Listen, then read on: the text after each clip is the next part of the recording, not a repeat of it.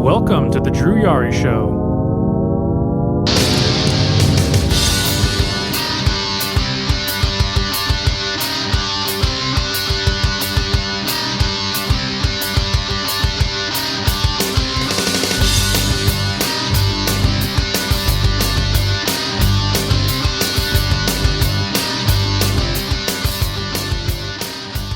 Hey, what's going on, guys? It is Wednesday, February the 15th.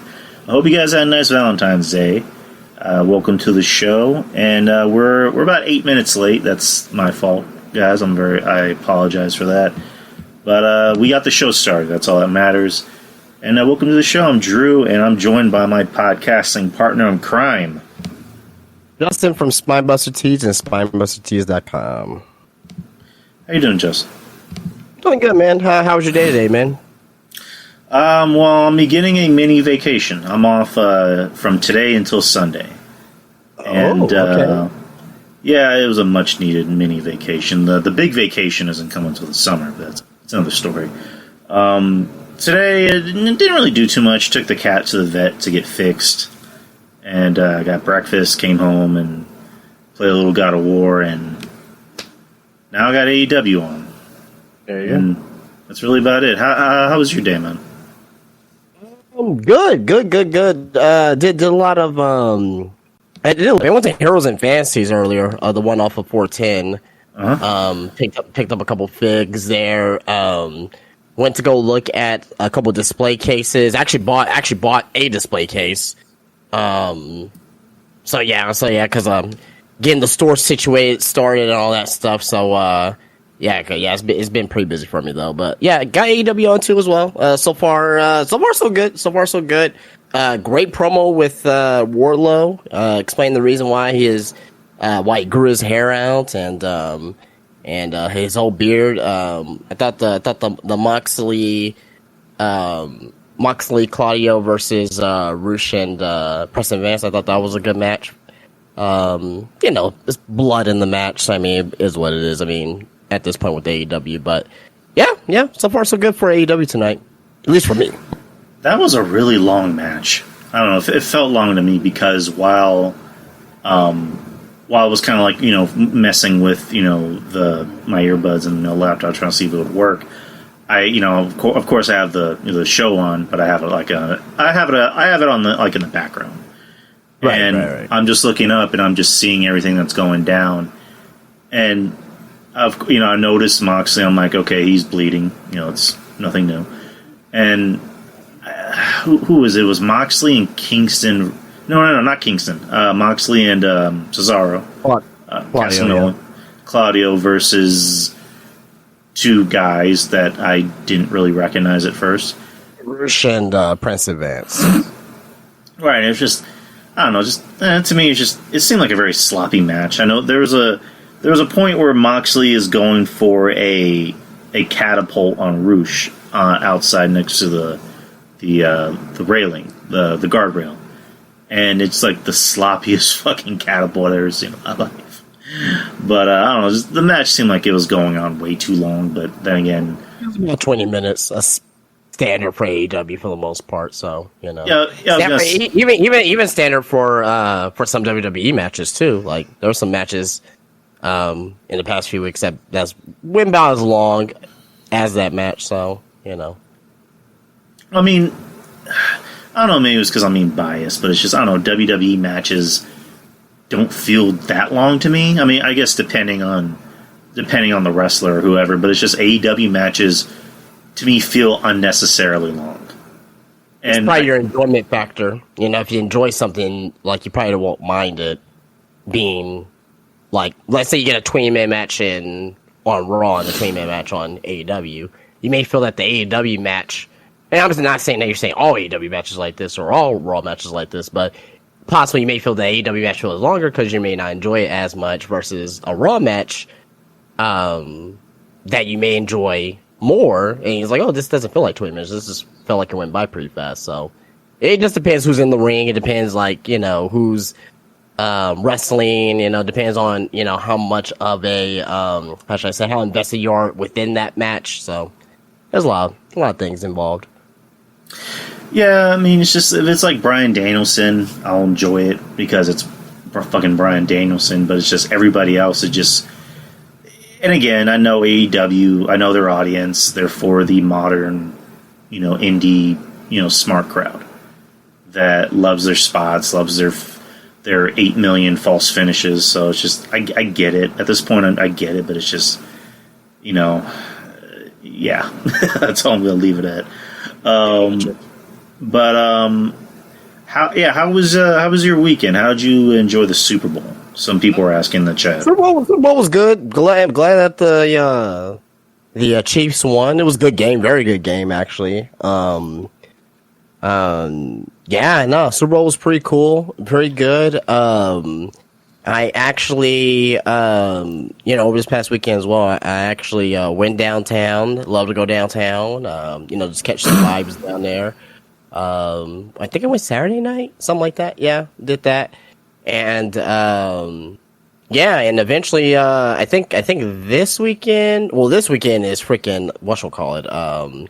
You got New Japan, Bound in the Valley, and of course you got Elimination Chamber. They're on the same day. Then I think next week, I think there's a show here in town that I may be going to. So it just depends. Good stuff. Good stuff. The Super Bowl wasn't bad. It was a pretty close game. I'm like you, glad the Eagles lost because fuck the Eagles. That one last play, that holding play, is really costing the game because it really seemed like they had a chance to at least get back in. Holding? I didn't see holding. I mean, it's been kind of a controversial play because I know, not First Take, Undisputed talked about it. I don't know what they're talking about. Well, Shannon Sharp was on the side of, it was holding. You saw him grab him, and then Skip was very much on the side of, what holding? Yeah, Skip is right. Ticky-tack, calls like that don't belong in the Super Bowl. Skip is 100% correct. I mean... 100% correct. Fuck the Eagles. I mean, it's one of those things of, he was actually going for the Eagles, which is weird. But, it's one of those things of just people will say don't call ticky-tack, calls like that in a big, Super Bowl game. Or a big playoff game.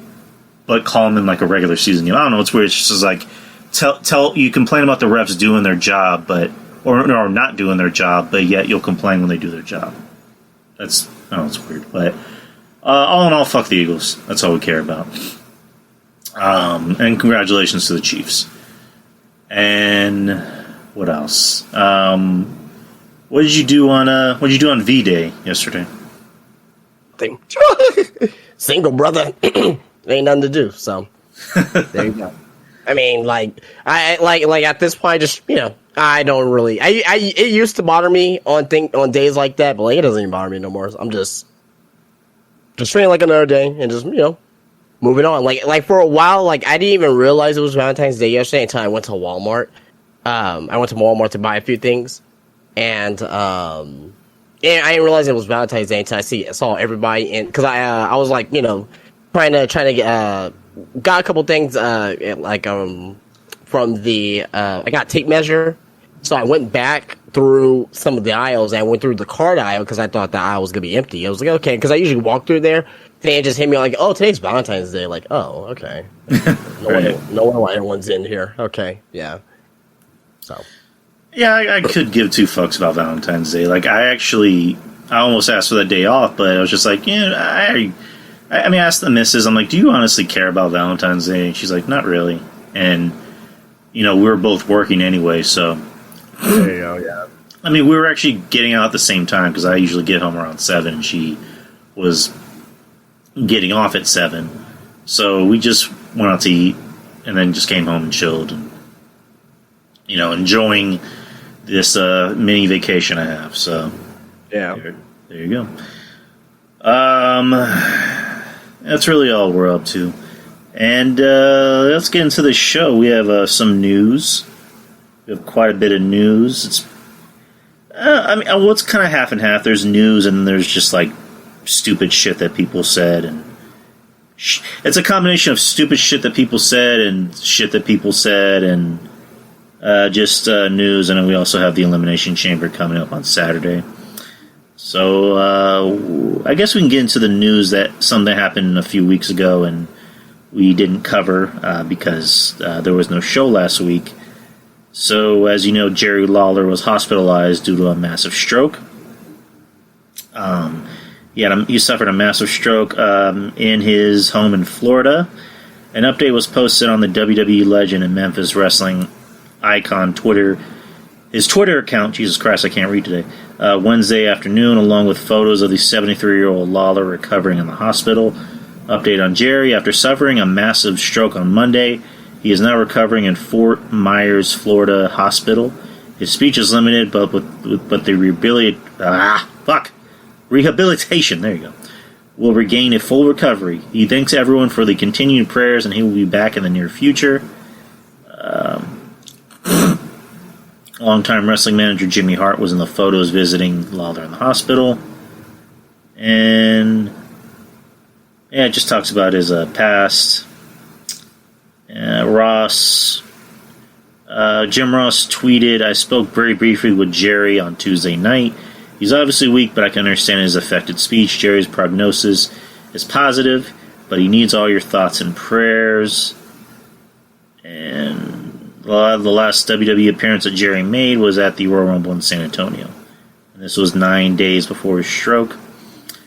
Wrestling Soup earlier was covering it, where Jerry Lawler actually posted he made his own post saying that he will try to be back to work as soon as possible.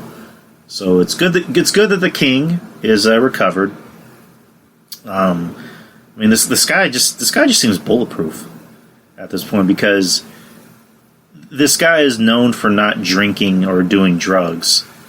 His vices, eating like a kid. He eats, he makes it very clear that he eats barbecue, he'll eat takeout, he drinks, soda. Maybe like diet soda, but that's his vice, is eating ham, cheeseburgers and, barbecue. He, as we all know, he had that heart attack live on the air where he was technically declared legally dead. And luckily he, came to it, and I believe he did suffer a stroke a few years ago. While he was, did he say he suffered a stroke while he was in bed with his girlfriend? Yeah. While having sex or something like that. Right. And now he has this, and it's just nothing can kill the King, knock on wood. But good for the King. At this point, it's just, if I'm Jerry, just stay home. WWE is going to pay you. They'll bring you back for appearances, but it's King, we don't need you anymore. You're good. You have a career. You have money. We want you to be here for as long as possible. So I think the only time he flew out was during pay-per-views. I don't think he was there. I don't think he's there week to week, backstage. Right. I think it was just, so. So even with that little travel that he does, maybe bring it back. I would say bring it back for the big four pay-per-views. That'll be okay. He only traveling 4 times a year to WWE. But you gotta also realize as well, it's not just WWE that he travels to. He travels to conventions and sign-ins and things of that nature. So he'll probably need to really calm down on that too as well. Except for locally, if he's in Tennessee, if he wants to drive, he lives in in Memphis. If he wants to drive to Nashville or something like that, okay, maybe he could do that. But there's a the Denver Con convention. No, don't go to Denver, Colorado. You know what I mean? So, glad to hear that he's okay. What else can we say that anyone else has had already? Since the story happened, about it's been 2 weeks now. So, I'm just glad that he's all right. That's it. Does he still do indie bookings? Maybe. I know he still wrestles every now and then, but I know it's not consistently. It's not every weekend or anything like that. I don't think he should. I think he should just stop wrestling. Period. Oh yeah, I totally agree. Totally agree. Right. Yeah, come by, do conventions, do autographs, make an appearance, but just I don't want to see him in the ring. I don't want to see old guys in general wrestle anymore because we don't need to hear those stories. You know what I mean? It's just I'm fine with the appearances of a Steve Austin every now and then, but it's just I don't need to see Steve Austin wrestle anymore. I don't even need to see The Rock wrestle anymore. I just make appearances, do your thing, say the catchphrase, and leave. We don't need to see you do anything physical anymore. That's just me. But good for the King. Good for the King. That's he's able to make it. Unfortunately, I can't say the same thing about another Memphis wrestling legend, Jerry Jarrett. Yesterday, the father of Jeff Jarrett passed away at the age of 80. He was the founder of TNA Wrestling along with his son Jeff.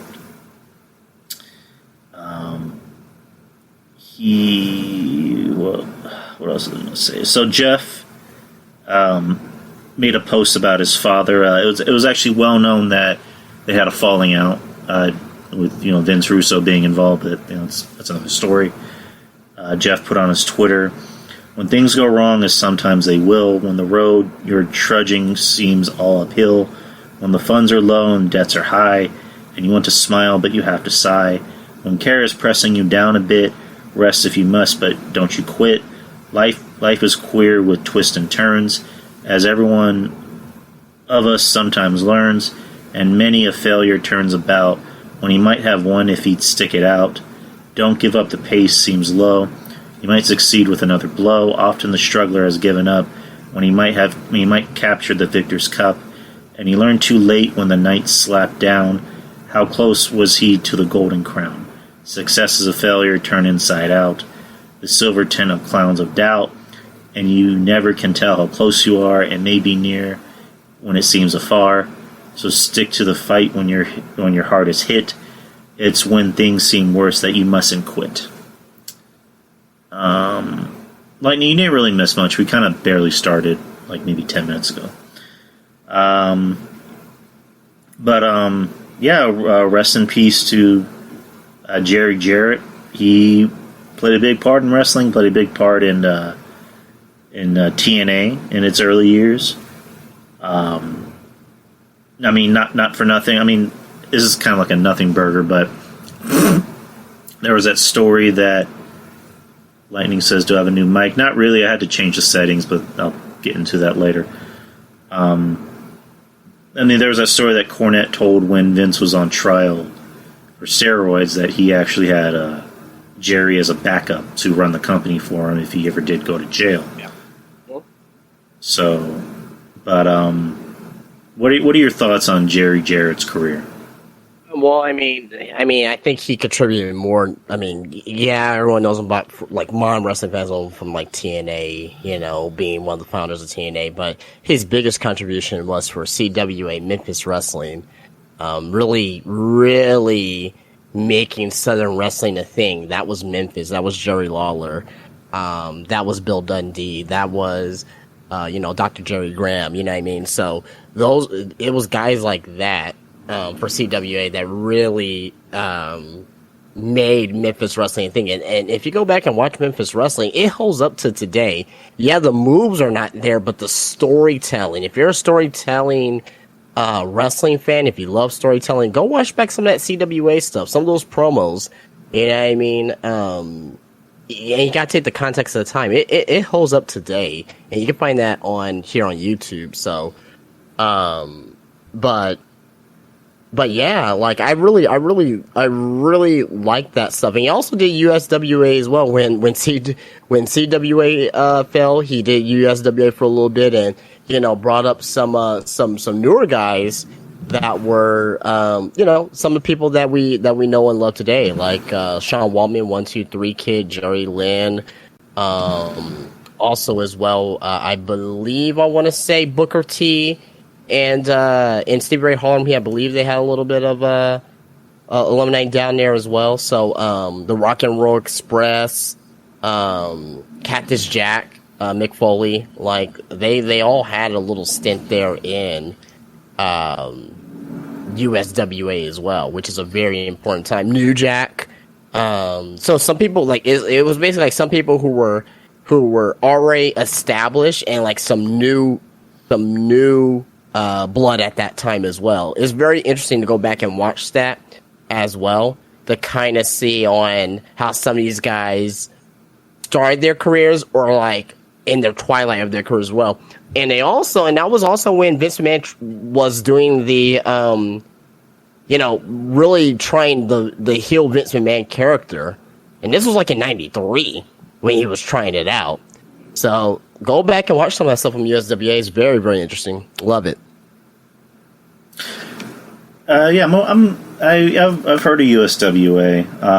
Austin was in it, right? Steve, yeah, I believe so. Well, Steve Austin was already in. I think he was already in WCW at the time, but I think he may have had a little, maybe an appearance or two down there. But but Steve Austin was he was in World Class for a little bit before he went to WCW. Right. I was listening to Soup earlier, and they were talking about Jerry Jarrett and just a lot of his contributions to wrestling, like kind of like you just mentioned, and those early days of TNA were just, I don't know about you, like I liked the early days of TNA. I thought they were fun. Loved it. I was a huge TNA supporter up until a certain time, Hogan, and just look at everything that was contributed during that time. You brought in the AJ Styles, you brought in Samoa Joe, you had Christopher Daniels, you had Elix Skipper, America's Most Wanted. Who else? Raven. Raven was pretty fun in the early days of TNA. Who else? Ron Killings. Ron Killings, yeah. Yeah, he became the first ever African American wrestler to win the NWA World Title. Like, those are good times, and he definitely brought some good. He definitely brought some good things to wrestling. Yeah, for sure. I'm just kind of reading up until the time he left TNA. He said JSC sold a 72% controlling interest in NWA TNA to Panda Energy. Jarrett remained part of TNA management until departing in late 2005 over a dispute of the direction of the company. And that's talking about the Vince Russo situation. So let me ask you something. So how much different was TNA when Vince Russo came in and took over creative? I mean, what do you mean? Like how different it was from the original? Right, because whenever we watched TNA before Vince Russo decided to put his fingerprints all over it, it was something different. He was there already. He was there already in the early days of TNA. So he had like a SEX Sports Entertainment Extreme. So Vince Russo was there at the beginning of TNA as well. Right.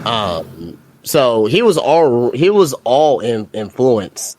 So like he had, like I said, Sports Entertainment Extreme, SEX. Then I know he was responsible for, like, I don't know if you guys remember, there used to be like cage dancers, like the women cage dancers and stuff. I know he was very responsible for that as well.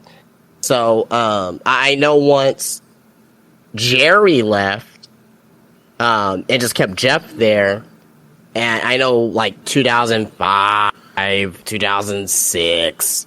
That era was very prominent for Vince Russo in TNA. So, yeah, it was. That era from like 2005 to 2006, and I would say really between like 2000, but really between like 2005 and maybe like 2008, 2009. Right, when Cornette, was also there, helping, with some of the development of the guys there.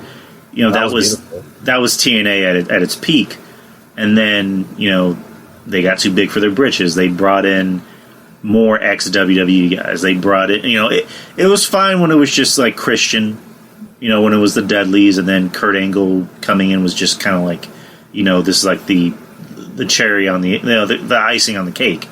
But then when they started bringing in Jeff Hardy, when they brought in RVD, Matt Hardy and just more WWE guys, and then Hogan and Bischoff, tried to run a company. It didn't work. It really didn't work. I may be in the minority, but I love that era of TNA. 2010 TNA was fantastic.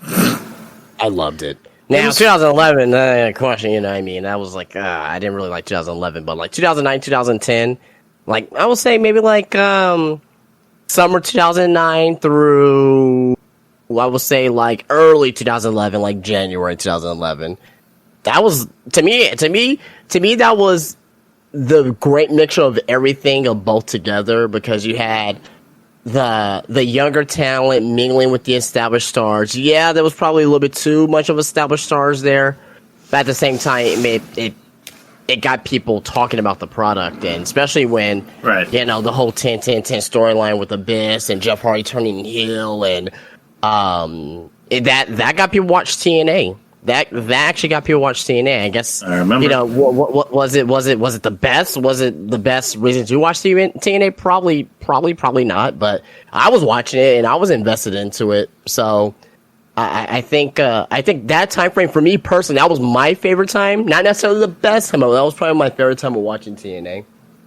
Oh no, 2010. I think I fell off like a little bit after 2011. 2010 TNA was interesting, like you just said. With the establishment, Hogan going heel, and then Jarrett going heel, and then just Hardy going heel, which was interesting at first, but it's just like, yeah, he's not working out as a heel. Well, I mean, it wasn't that. It was fucking. Well, it was Victory Road 2011. Yeah. That he was doing fine up until that point. I mean, his heel run up until that point, in my opinion, wasn't working, because it's like, as a heel, you need to do some heel shit to win, and it's just Hardy. Let me give you an example. So he had a pay-per-view match when he was the TNA champion. This is when he was a heel, and he had that that custom made belt. Right. And it was a pay-per-view, and it was him and Matt Morgan. And it's like, okay, the only way he's actually going to realistically beat a guy like Matt Morgan is if he cheats. And like, it was just like kind of a sloppy match, because it's just like he's doing like random swantons, and it didn't look right to me. And I just remember thinking to myself, yeah, this heel run ain't working, because people are cheering Jeff. Like, they want to cheer for Jeff. And I mean, that theme was dope.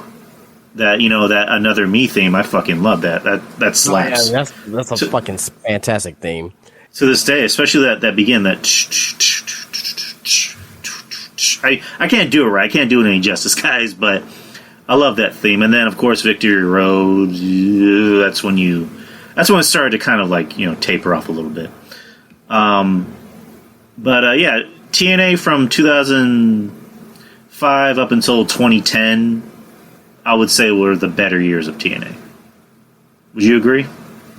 Yeah, 100%. But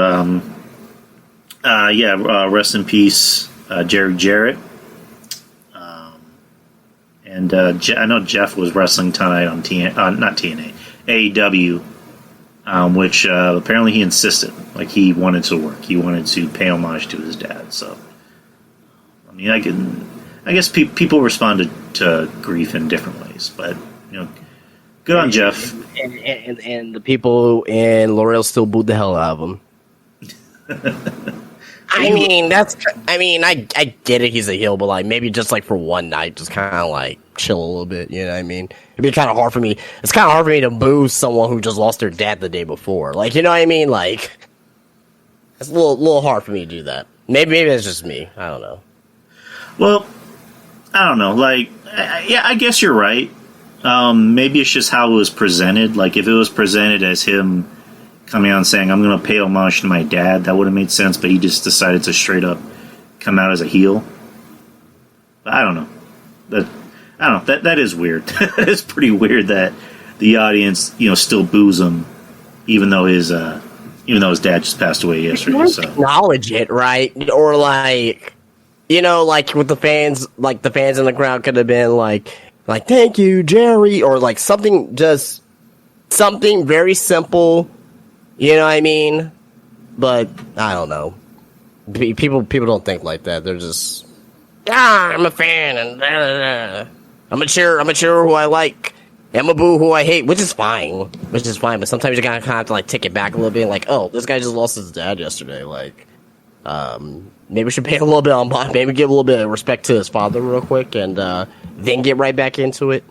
You know what I mean? It seems like fans are like, they're fickle. Like, well, no, I don't think it's that, but I think a lot of fans, like, okay, so like wrestlers, they kayfabe, always when they're out there, right? Or sometimes they shoot, right? I think fans all the time, they always want to be in kayfabe.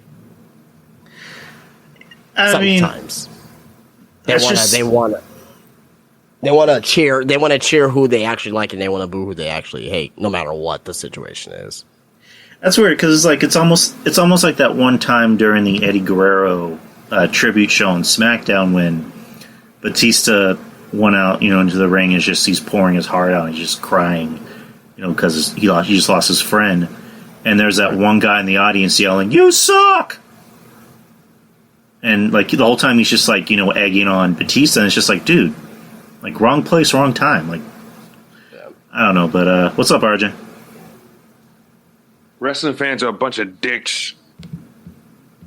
I mean, you're not wrong. Yep.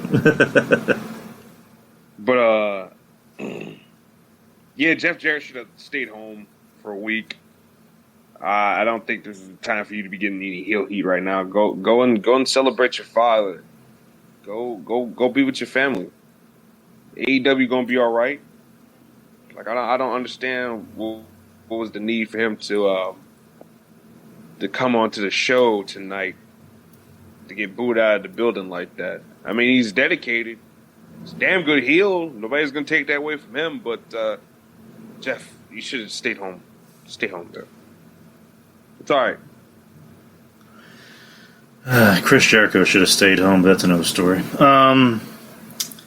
Chris Jericho needs the goddamn... well, he doesn't need the treadmill anymore. He actually got himself into some good shape. By hook or by crook.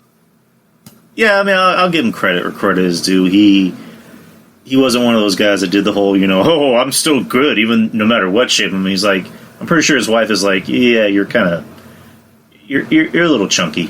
Like, so he, I'm pretty sure his wife. For the wrestling fans. Well, I mean, I think it helps. I think it helps more when it's someone that you know and that you have more intimate interactions with. That tells you straight up, maybe you need to cut the weight.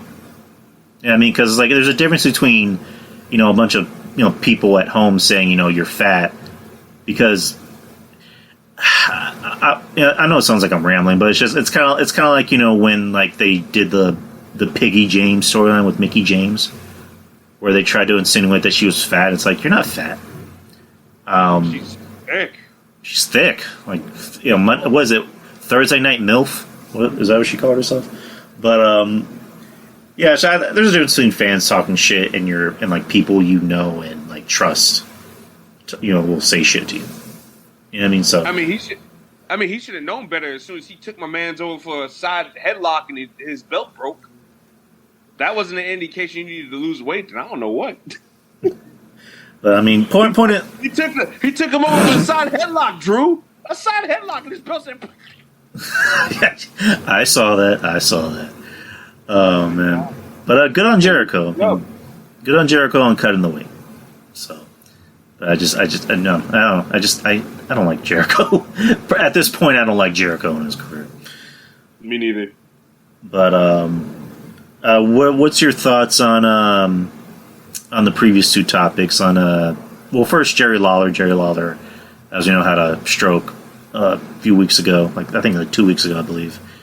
Right. And he's made a full recovery. He apparently is okay. He's talking well, and he's apparently ready to come back to work. So, what do you think about Jerry Lawler and his health situation? God bless Jerry Lawler. I know Jerry Lawler has done a lot of nasty things, and supposedly that we don't like, and he said a lot of shitty things, this, that, and the other. But the J-Man is on this guy's side. Somebody's on his side, man. They keep on keeping this guy around. This guy's had 2 strokes, a heart attack on live television, and I mean, his ethic is just his desire to go back to work is just tremendous. Like this guy is, he's an anomaly. Like he is he's the real definition of a go-getter. Like nobody could ever take that away from Lawler whatsoever. And yeah, man, I just hope that he's ready to go, really ready to go. And I mean, myself personally, I'd be like, Jerry, just sit at home for a while, recoup. But he's not going to do that. Like I say, he's a go-getter. And a go-getter doesn't stop. They don't know when to quit. And yeah, just props to him for keep on pushing. And man, he's like I said, he's got somebody glorious watching over him and on his side. Right, because like I mentioned, like you look at Jerry Lawler, it's like he's, according to him, he's never touched a drop of alcohol, he's never done any drugs or even smoked, and like you look at his social media, he's always like eating ribs and fast food and cheeseburgers, and like this guy still manages to avoid death, and it's just he wrestles. Yeah, and he wrestles and he fucks 25-year-olds, but that's another story. But good on Jerry. I mean, we're glad Jerry is living and still thriving. But it's just we don't need to see him in a ring again. Just come back, call a match, or like kind of Justin pitch, just like come back for pay-per-views. Do not even pay-per-views. He's already doing pay-per-views, like Big Four pay-per-views. He doesn't need to be at Elimination Chamber. Doesn't need to be at fucking Backlash or Money in the Bank. Just big Four pay-per-views. And and that's it. And like the obviously like the special live events as well, like Raw 5 million. Imagine Raw 5 million. Like that's like it's gonna come. Raw 5 million. It's gonna be Vince McMahon the 80th. Vince God. Oh man. That'll be a sight to see. That's the guy. He's gonna be like that old Transformer from Transformer: Revenge of the Fallen. Vince McMahon is gonna be mixed up with fucking 30 other races too. The owner of the company is Nick Khan's great granddaughter. Oh God! It's Stephanie Khan. She's now the owner of the company. Oh man! But and what are your thoughts on the passing of Jerry Jarrett, RJ? It sucks. I know Jerry Jarrett helped make a lot of guys' careers. I really don't know that much about Jerry Jarrett. I'm not an old man. Right. I'm not in my 30s, so I didn't really get a chance to really explore Jerry Jarrett all that much. I only know of Jerry Jarrett from the one story that was always told that Jeff Jarrett chose his friendship with Vince Russo over his father. That's the only real big thing I really know about Jerry Jarrett, besides the fact that he was involved in TNA the early years and he helped make a lot of guys' careers. So that's pretty much it. But it's always unfortunate to hear about somebody in wrestling who passed away, especially TNA in its early days entertained me too. So without Jerry Jarrett being involved, maybe that wouldn't have been the case. So he's going to be missed for having a hand in that and having a hand in a lot of guys' careers. Other than that, I really don't have any fond memories of him as a wrestler or anything like that, or as a promoter. Right. I mean, neither do I. I just know what I know. He played a big part in a lot of wrestlers' careers. I mean, he gave Steve Austin for his first job. He found Shawn Michaels. He found Jake the Snake Roberts and guys like that. And eventually, he gave guys like AJ Styles and Samoa Joe time on television. So he played a big role in wrestling. So R.I.P. to Mr. Jarrett. Speaking of another amazing booker, Tony Khan. Oh, God, please. Tony Khan says there's a real war between WWE and AEW. Oh, God. On an interview with the Dan Lee Batard show, Khan discussed the reports of WWE's alleged contract tampering, which reportedly resulted in AEW's legal department sending a warning email to Stephanie McMahon and Nick Khan. The AEW boss confirmed that some AEW talents told him they'd been approached by the rival promotion. However, despite being disturbed by the claims, he also said that the wrestling business is dirty and competitive. Have you heard of this, RJ? Have you heard about the wrestling business being dirty and competitive? I have. What about you, Very dirty. It's very competitive. What about you, Justin? Is this surprising to you? It's not surprising to me, but I mean, it's I don't know if it's taken out of context though, because it could. Dirty, yes, right. I mean, there's been things like contract tampering and things of that nature, but obviously, like with WWE and MLW, that's an ongoing lawsuit, right? For that. They just MLW just gave it up. Well, okay. Well, a recent ongoing lawsuit that happened with that. But yeah, it's not surprising though. It's definitely not surprising. Here's the rest of his quote. He said, "I only know what people have come to me and alleged, but I do know it's a real war between AEW and WWE, and the fans are interested in it. And that was part of the original business model of AEW. Was when I knew wrestling fans, frankly, are very interested in wrestling free agency and wrestling wars. I believe we could create a free agent market that is definitely a real thing now, and that would be a big part of the story." Khan went on to say that wrestling fans love stories and rivalries, but none are as real as the current battle between WWE and AEW. I think we truly, truly hate each other. And I think it makes for really exciting TV and makes for an exciting wrestling forum. I don't think no one hates each other per se, but it is a rivalry though, because you got Todd from WWE that went to AEW.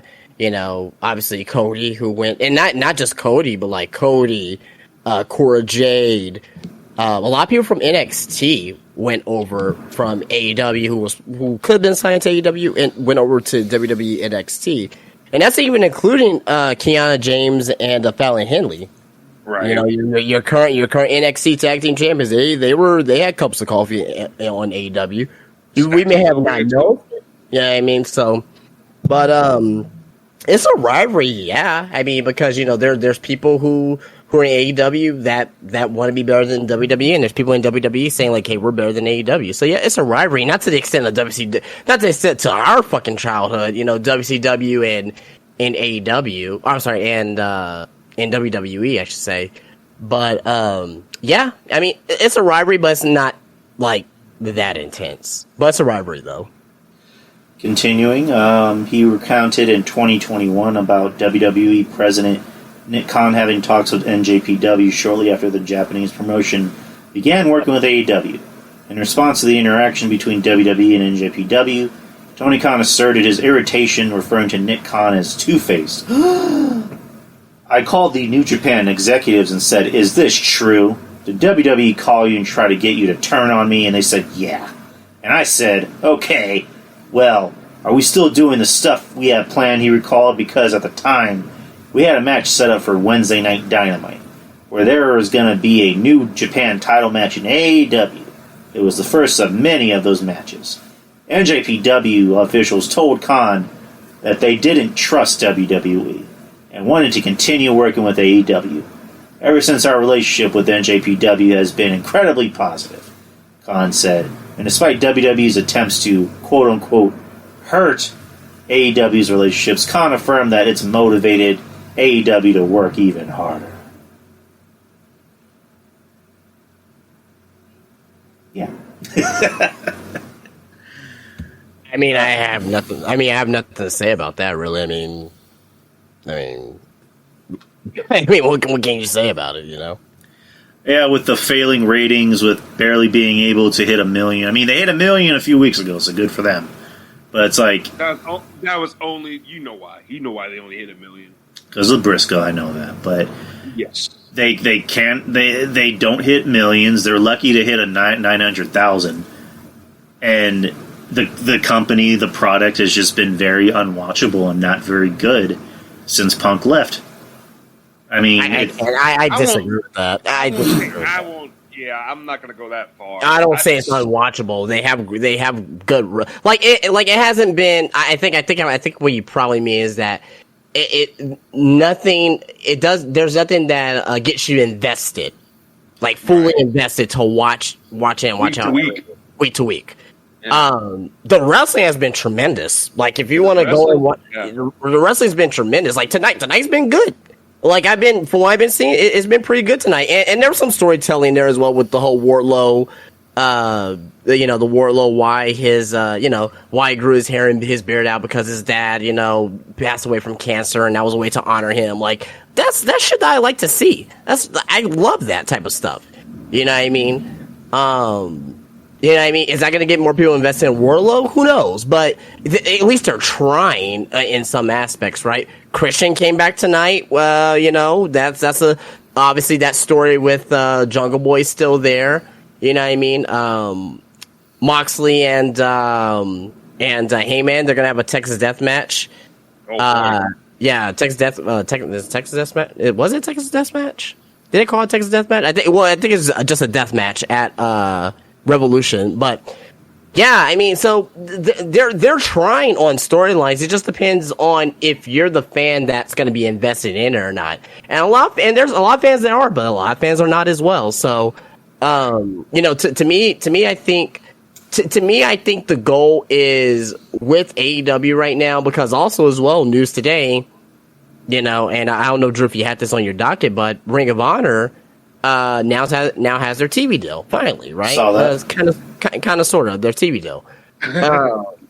So are we gonna see less of Ring of Honor now and more just focused on the AEW stars now on Dynamite, on Rampage? Because from before, Dynamite for a little bit was half ROH, half AEW. Now with this TV deal, hopefully it's just mostly just ROH. And Rampage for a while, even recently, is still a Ring of Honor, unofficial Ring of Honor show. So, with Ring of Honor, having their own show now and there's more TV time, is this perhaps going to start, giving more AEW stars time to develop their storylines? We're going to have to wait and see on that. But, I just personally think that I don't think AEW's been unwatchable, but I just think that the storylines have not been fully like there's some storylines that currently right now that I am invested in, but there are a lot of storylines that I'm really not invested in as well. Like, for example, not a storyline per se, but Jade Cargill, like TBS champion, like what are we doing with her? Like, you know what I mean? Like there's like what are we doing there with her? At this point, she's just been on Rampage, not really much on Dynamite.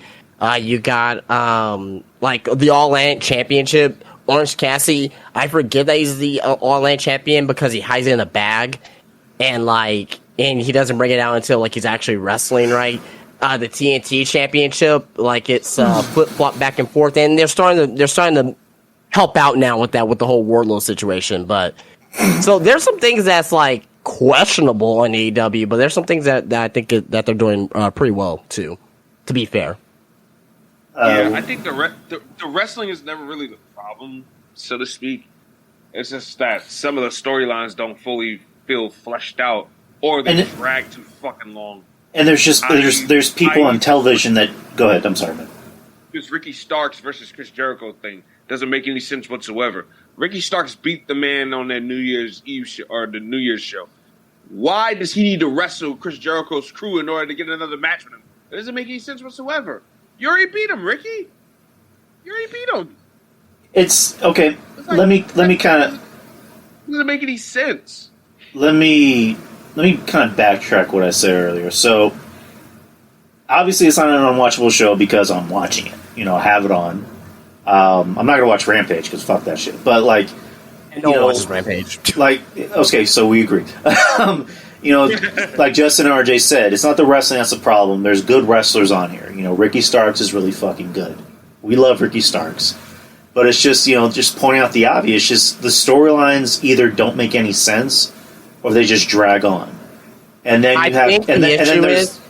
I'm sorry to interrupt, but just so this point real quick, I think the issue is a lot of stories begin on Dark or Rampage, and we don't get it or understand it once they bring it up on Dynamite, because like there's like a lot of particular stories, like with the whole with this whole Texas deathmatch thing that we saw today tonight with Roosh and Press Advance versus Mox and Claudio. Some of that was done on Rampage, and some of that was done on, I won't say Dark, I don't think they were on Dark, but some was done on Rampage, and we're not watching Rampage. They're not doing great jobs of trying to, start these stories on, they need to start these stories on Dynamite. Like, if they're gonna start a new story, start on Dynamite, right? You could probably go more in detail, on Rampage or maybe even Dark, right? But start the story on Dynamite so when these matches do come around, it doesn't feel like it's random, completely random. But sorry, I had to make that point there. I agree with that, Justin. Me and Monty talked about that sometime last week when he was ranting about AEW and some of that sloppiness. He said, why does things have to happen randomly on Rampage in order for a match to kick in Dynamite? It doesn't make any sense. Right. And I agree. Like a program, if you could do a mini program like that or something like that, kick it off on your flagship program so that people aren't lost and scrambled, like you said. I definitely agree with that. And it's just things on the show that don't make any sense, because it's like, me and RJ talked about this on the show with Monty on Sunday, where I was just, it was just one day where I was just randomly taking a shower, and all of a sudden I don't know if you guys do this, like, if you guys just like random, like you'll just take showers just to chill. Like, you ever just take a shower just to go in there and just chill and just, let the water hit you? Yeah. Yeah, like, I was doing that one day, and all of a sudden I was just randomly thinking about wrestling. I just went, who's the AEW Women's Champion? And it was just like, it was killing me, because I'm like, who's the champion? I know it's not Toni Storm, it's not Britt, it's somebody else.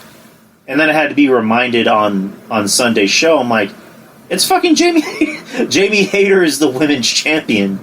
And she's just become a non-factor, and it's just, and again, it's just the booking. It's just anyone who becomes a champion. It almost seems like that's like a death sentence, kind of like in, NXT. Anyone who got called to the main roster almost seemed like a bad thing, because, Thunder Rosa became women's champion. She was barely used. She was barely on TV. Adam Page was the world champion, and he was barely on TV. Like, there was a point where he wasn't even on TV for like 2 weeks. Even Jurassic Express too. That was my biggest thing. Jurassic Express wasn't even on TV. Like, they were just known as Rampage. I call them Rampage champions for a while, because that's what they are. They were just on Rampage. Right. And it's just, the booking just doesn't make any sense. There's just things about the show that don't make any sense. And it's just, I have to say this, I don't hate AEW. I really don't. I like that there's a second option for, guys and girls to work at. If it doesn't work out in WWE, go to AEW. You can probably get some TV time. But it's just, I want them to do better. I want them to be a strong number 2. Because where else are they going to go? Impact? Are you going to try your luck in New Japan? Maybe. I mean, the Indies are kind of not as, in my opinion, they're not as, stable as they used to be. But speaking of Indies, let's, you talked about Ring of Honor. I have the article up here. Ring of Honor's weekly television series is set to premiere in early March. After announcing the first set of television tapings for February 25th and 26th at Universal Studios, owner Tony Khan has revealed the premiere date. Khan spoke with SportsIllustrated.com and announced that the first episode will debut March the 2nd on the Honor Club streaming platform as the promotion gets set for Super Card of Honor at the end of March in Los Angeles. The launch date coincides with the 1-year anniversary of Khan's announcement on Dynamite that he had purchased Ring of Honor from Sinclair Broadcasting along with the tape library, which is available on the Honor Club. Ring of Honor is the latest wrestling program added to a growing list of weekly content and will run the same day as new episodes of Impact Wrestling and New Japan Wrestling are broadcast on Access Television. All right, that was kind of confusing. So it's going to be on both Honor Club and Access? From my recollection, I thought it was Honor Club, but let me look this up because it could be on Access, but let me see. It's just, is anyone actually subscribed to Honor Club? I am. How do you like it so far? I like it. I have Honor Club. I have New Japan World. I mean, it's cheap. You know what I mean? So like whenever like Wrestle Kingdom, Dominion. Like I'm gonna watch Battle in the Valley this weekend too as well. So, but yeah, I mean I like them. But let me see. What are the perks of Honor Club and New Japan? It's basically like WWE Network. That's so the best way for me to explain it. So you get live pay-per-views for free? Yep. Oh. Live pay-per-views, and also you get to watch past pay-per-views, past events as well. So, like, if I want to watch, the Tokyo Dome show from, 1993, I wouldn't know why I would do that, but I'm just saying if I wanted to, I could, you know what I mean? How much does it cost? $10. Which one? New Japan. I forgot how much Honor Club was. I think it's about the same. I don't remember though. But I hadn't had Honor Club in a while, but I do believe Honor Club is also $10. Yeah, I think it's $10. Here we go. $9.99. There you go. $9.99. I mean, if you're a Ring of Honor freak or just wanting to see how Claudio, Rollins, all those guys came up, I would say it's a great tool. There's a lot of great matches. Ring of Honor helped raise a lot of guys' careers. So I would subscribe to that alone. But if you want to see any of the current stuff, obviously you do. But yeah, I know that whenever I get my shop open, I'm actually working on content for the shop. Like when people come in, they'll see like whatever's on. So like one of them is I'm doing it by era. So I'm doing like 80s, 90s, Monday Night War. So that way I can kind of like have it all in order. So I have a lot of like between like 2010 to 2018 Ring of Honor videos that's free on YouTube that you can watch, like full matches. So yeah, but like in my discovery, I'm finding like a lot of like AJ Styles versus Adam Cole, or Kevin Steen and El Generico versus the Briscoes, the Young Bucks versus the Briscoes, things of that nature. So, and some of the matches, immediately, I haven't seen in a very long time. Maybe seen only once, or maybe never ever seen. So I'm kind of excited to get into that, and kind of re-educate myself on some past, experiences with Ring of Honor. That's not bad. I might look into getting the Honor Club. Yeah, it's only $10, I think. Yeah. $9.99. We have a few more news tidbits, and we'll get into Elimination Chamber, I promise. And it's not really news. It's just, I guess, things that people said. Let's see, WrestleMania Goes Hollywood movie trailers. The ideas for this year will be. Where the fuck is it? Oh, here we go. The report named several WWE stars as actors in parodies. Rhea Ripley will parody Stranger Things. The Brawling Brutes will parody The 40-Year-Old Virgin. Bianca Belair and Montez Ford will do Titanic. Becky Lynch and Seth Rollins will be in a superhero parody. I heard it was going to be The Dark Knight, but it might change. Let's see, The Bloodline will parody Goodfellas, which makes sense. And Miz and Maurice will parody Top Gun. So, there we go. Sounds good. I agree with all those. Sounds pretty good. I like the parodies from 05. Those are fun. Yeah. I think they should go all out and do more. Why are they just stopping at only, 5? That's 5, right? Probably it's budget. I would have liked, because they gotta like be on sets and the costumes, and They can shoot that shit at the Performance Center. Got all those green screens and shit at the Performance Center. Yeah, then that's gonna look like a fucking Marvel movie, which I know Drew, you love Marvel movies, but fuck, man, like, everything looks like a fucking green screen, yeah, anyway. I don't need to see that. I need to see on-set locations. I need to see some real shit. I don't want to see no shit that I'm like, yeah, like even like look at like some of the, I'm just going off on a tangent here now. Even like look at some of like which one was it? It was the actually both of them, In-Game and the one before that. I forget the name of the title. Like Infinity great War. movies. Great movies. I love the movies, but it's just like even like.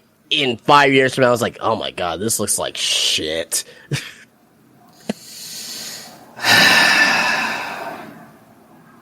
Come on, Justin. Why are we doing this, Justin? Just saying, man. Movies look like shit. Jesus Christ. Anyways. Layla Gray is so fucking hot. God damn, man. Oh, yeah, you know what? I'm gonna say this. I'm gonna say this. I'm gonna say this once.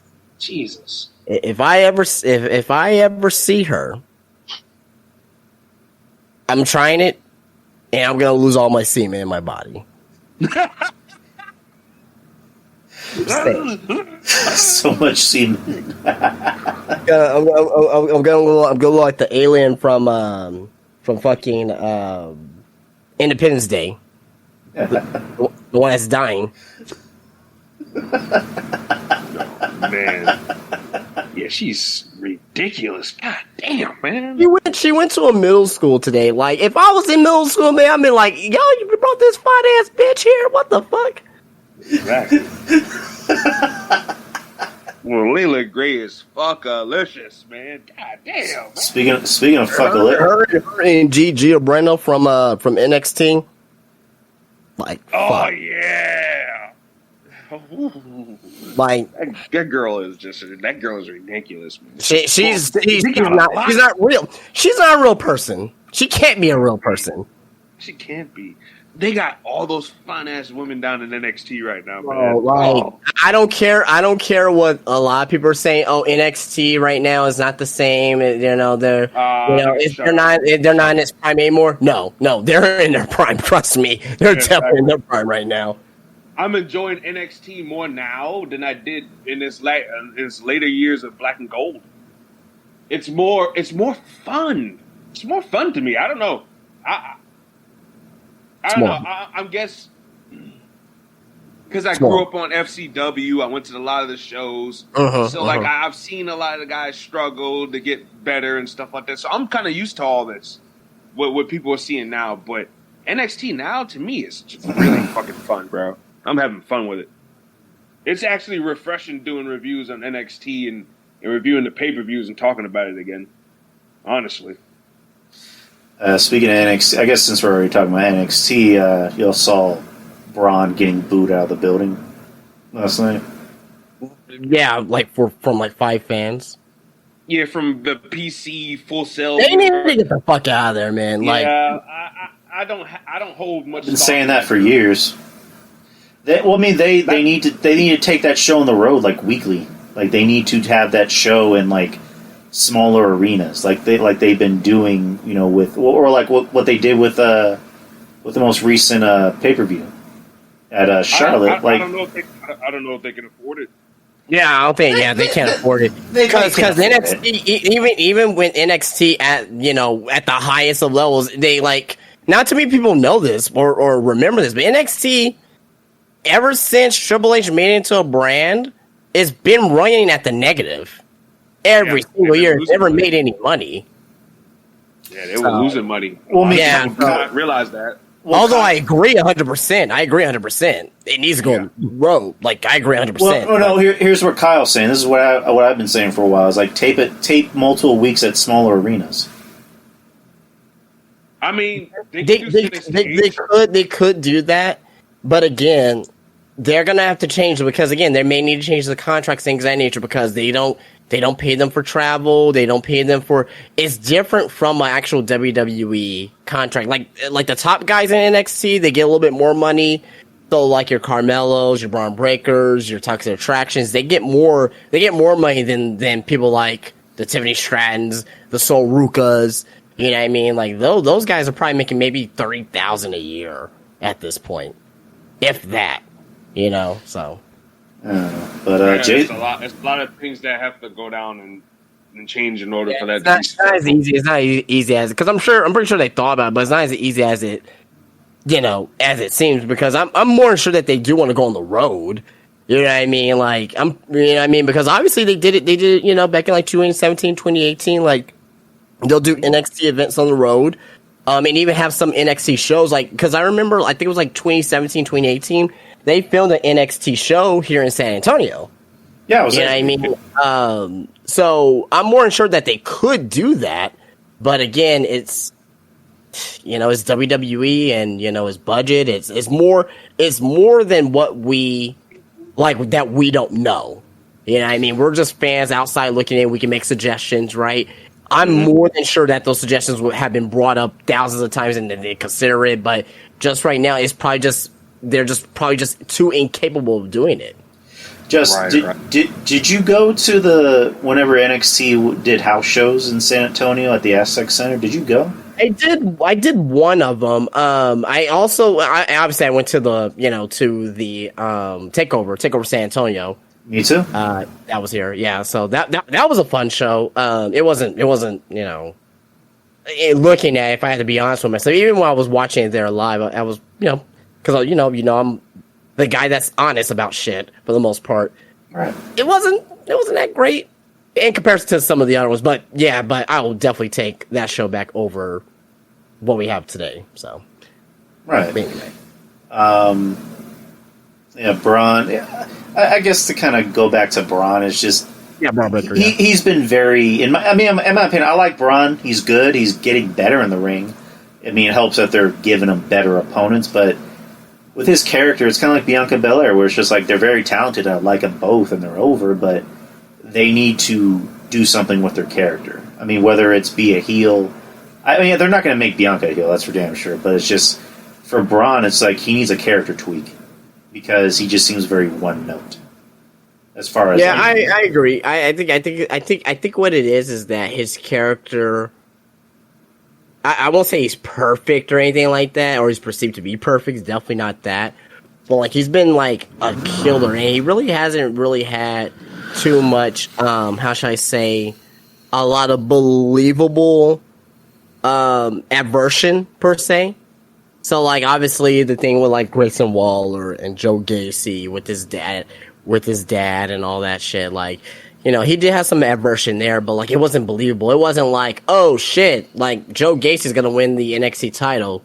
Oh, shit, Von Kali's gonna win the title, which I'm very sad about. You know, now that guy should be the longest reigning champion of all time, period. But, Jesus Christ. But come Tuesday.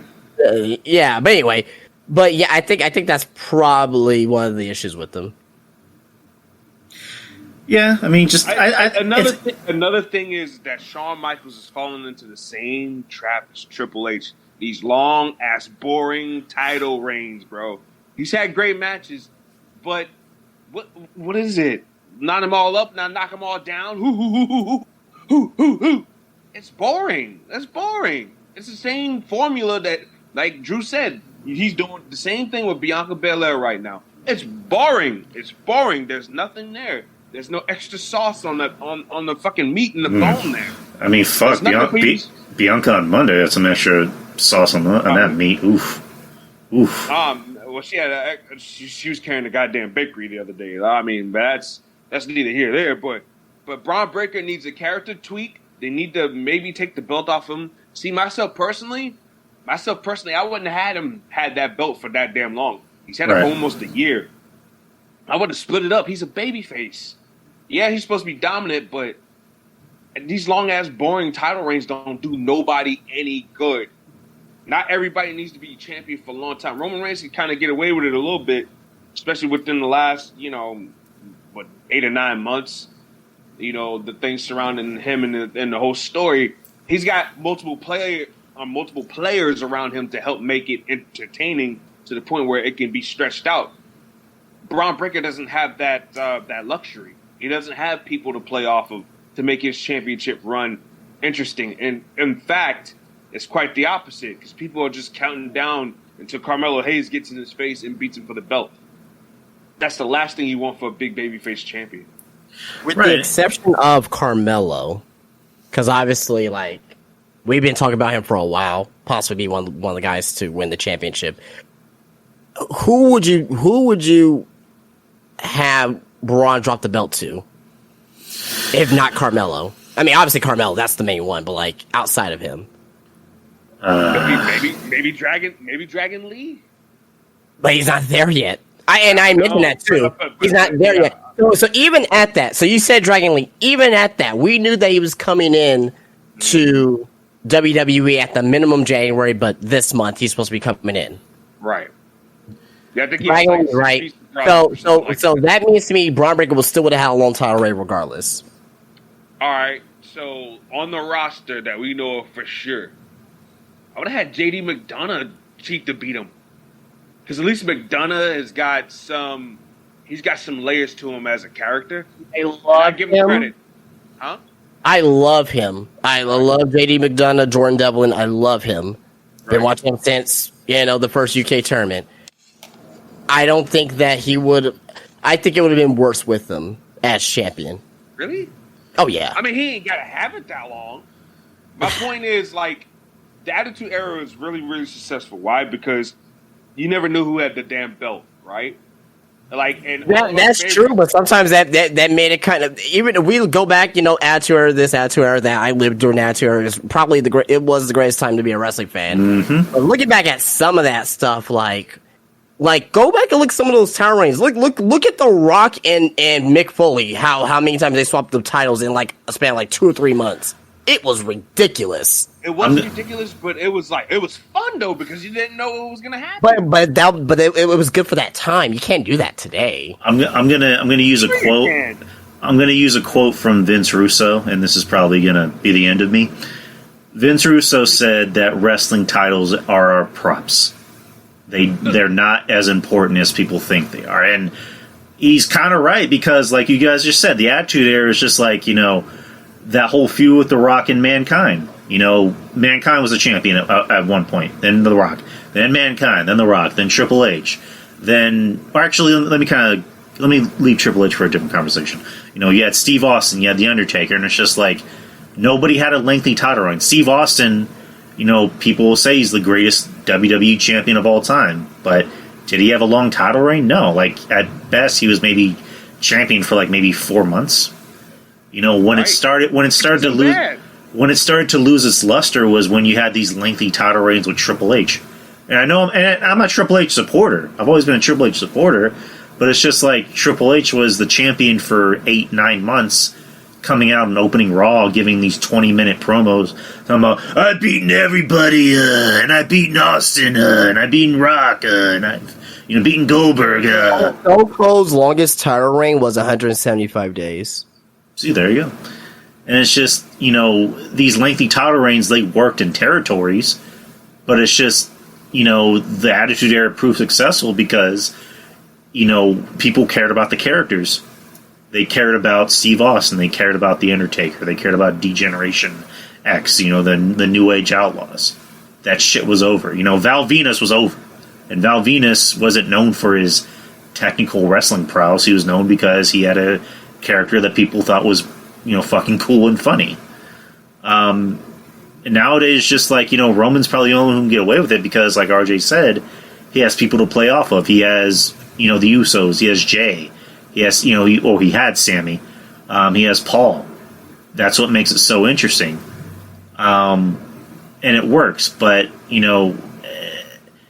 we don't need these lengthy title reigns with the world titles. Let me be clear. Like me and RJ and Monty were talking about it. I forget who. I don't know if it was me or somebody else that said it, but the lengthy title reigns work with the undercard titles. They work with the Intercontinental title. They work with the U.S. title. Maybe the tag titles. I don't know. But on NXT, Braun. There are times where he should have lost the title already. Like when he was shooting with Tyler Bate, I'm like, it would make sense to put the title on Tyler Bate and just put Braun on the main roster. Oh. Yeah, and Braun actually, that's another one too. I think Tom Brady probably should have won the title, but I think he had visa issues. I think that was probably the reason why. One of the reasons why. Like him and Dragunov. That's why Dragunov just came back. Right. As well. So. Right. So it's just. Yeah, I mean, Braun just needs a character fix. I think it can be easily fixed. Just give him an edge. Give him an edge. Like you don't necessarily have to turn him heel, but just give him an edge. Like make him more vicious. This is kind of like segues into, and then the new news article that I had on another guy that we like, Karrion Kross, who was on a radio station in New York, and he talked about currently his position in the company. He said, "This is probably unhealthy, and I shouldn't say it, but I'm just going to say it. I actually get really pissed because it's not enough. It's not enough. I haven't reached my full potential yet, and people haven't seen my best work yet. I know what I can do, and at this level, you need to be afforded certain types of opportunities, which is difficult with a big roster and only 2 hours of programming, correct? And I know that once I am afforded that particular shot, because I've been afforded a lot, let's not get it twisted, once I am afforded that particular shot to demonstrate what I can really do, what I've done where people on a major scale haven't seen it, people are going to be blown away. And I'm going to fight for that. I'm going to fight for that every single week to get closer and closer to that shot. And I'm being straight with you. I'm being very real." I mean, he's right. I mean, what have we? I mean, I know what I've said about Kross. I mean, we've all kind of agreed with Kross. It's just like something's missing. Like this guy has the tools to be a champion, a main eventer, but when he came. He's not being vicious enough, Drew. I think. Yes. Talked about it. Yes, like he needs to be more vicious because it's just like, why should I be scared of this guy? Especially now, because it's just he goes out there and works very slow and methodical, and he doesn't do anything that makes me go, I'm not going to fuck with that guy. Like Kross has got to really. I think what Kross has got to do is he's got to look back to what he did in Impact. That's one thing I'll give Impact credit for. They build Killer Kross up nicely. They fumbled it after a while. They definitely did fumble it. Excuse me. They fumbled it after a while, but I mean, they built him up pretty damn nicely. And what I would do is I would just have him take dudes out, man. Have him choke guys out. Put over the fucking what's the name of his fucking jacket? Yeah, the cross jacket. Put that over. Put the cross hammer over. Like, make his shit look vicious. Have him beat up guys backstage. Come on, man. Like, they're totally missing up a boat right now, man. It's not enough just by sending him out there and trying to have matches with everybody, man. He's got to do something to make the people fear this fucking guy. How'd he debut in NXT? By snatching up Tommaso Ciampa out of nowhere. And beating his fucking ass. Granted off camera, but I'm just saying he needs to do shit like that. Right. That's not enough. Not enough. It's because, like, I remember our friend Kevin Castle, who's actually pretty good friends with Kross. He retweeted a video that Kross put up on Twitter where it's showing Kross beating up Rey Mysterio in front of Rey's wife, and even Kevin kind of alluded to that. He wants to see more of this Kross. He wants to see Kross be a lot more vicious. Granted, with Kevin is, personal friends with Kross, so he kind of has to choose his words a little bit carefully so he doesn't sound like he's criticizing. No, let me finish. And I even commented on his post where I'm like, I want to see Kross. I didn't say anything that was overly negative or overly critical. I just said I want to see this Kross. I want to see Kross be more vicious, and I want to see him bald. Those are my two things I want to see from Kross. Is it bald? Yeah. And I don't think Kevin was saying that to be malicious, because Kevin wants what's best for him. Just like we all want what's best for him. Like I want him to get over. I want this second chance to be successful. I don't want this to be bad. Right. Like I want him to be the best Karrion Kross, the best Kevin, the best Killer Kross he can possibly be. And right now, whether it's The Office, him, whatever the case may be, we're not seeing it right now. But I saw that video, and I do want to see more of that. I want to see more of that. And it's just, it'd be interesting if it just becomes a thing of Kross being like, all right, everyone's talking shit. All right, I'm going to prove to everyone how vicious I am, and just like randomly start beating the fuck out of everyone backstage. I mean, I'm not saying just go to the locker room and just start like killing everybody, but just like start taking out dudes in the back to show how frustrated you are with management to the point where you know what? He should do that. And like the Hall of Pain. They should make that a storyline arc. Like to WrestleMania. Here's what you could do, Drew. Yeah. You could do a thing where Cross doesn't have a match at WrestleMania. He's pissed off. He can't get a hold of management. He can't get a hold of Triple H. This, that, and the other. He starts beating up guys left and right. You like you said, you brought up the Hall of Fame. You can even do something at the Hall of Fame. No, I said Hall of Pain, like with Mark Henry. I thought you said something about the Hall of Fame. But hell, you could do something at the Hall of Fame. Fucking have him crash the Hall of Fame. Have him cut a promo in the middle of somebody getting inducted or something like that. Get some attention on this fucking guy. That would be cool. Snap somebody's neck or something. And then maybe you can have Triple H, we'll talk, and then they can have some type of update. Karrion Kross has a match at WrestleMania. Something like that. But that ain't enough for him. And he still continues to go on a rampage. That'd be cool. Like, just have somebody be inducted and just Kross comes out and he's just like, congratulations, sir. I bet you're happy you're getting all this attention, aren't you? Let me ask you a question. Did you ever match at WrestleMania? Like, just speak to whoever, and it's just like, why don't? So why the hell do you deserve all this time and not me? And then just like scare him off the stage, and he just like takes the show hostage, and that's when Triple H cuts his mic and just kind of takes him off stage, like let's talk in the back, like do something like that'd be cool. That'd be a good idea. I know, I like how that was an accidental idea, but I know, right?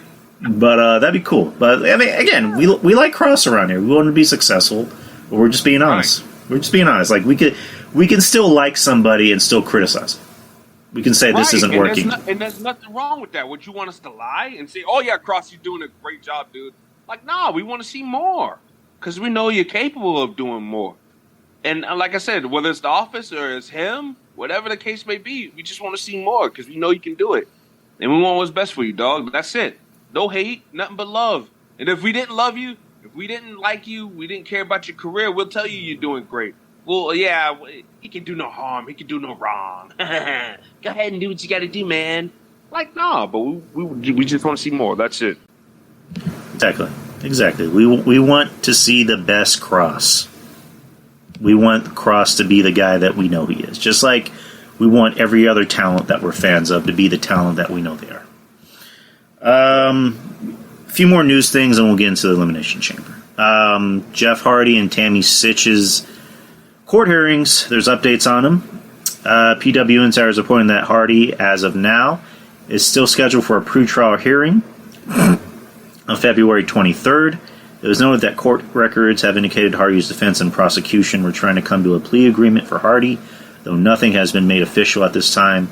It's unclear if the deal would have allowed Hardy to avoid jail time, as he faces up to 5 years imprisonment should he be convicted of a third DUI in 10 years as a felony offense. As for Sitch, her pretrial hearing has been delayed again at the request of her representation.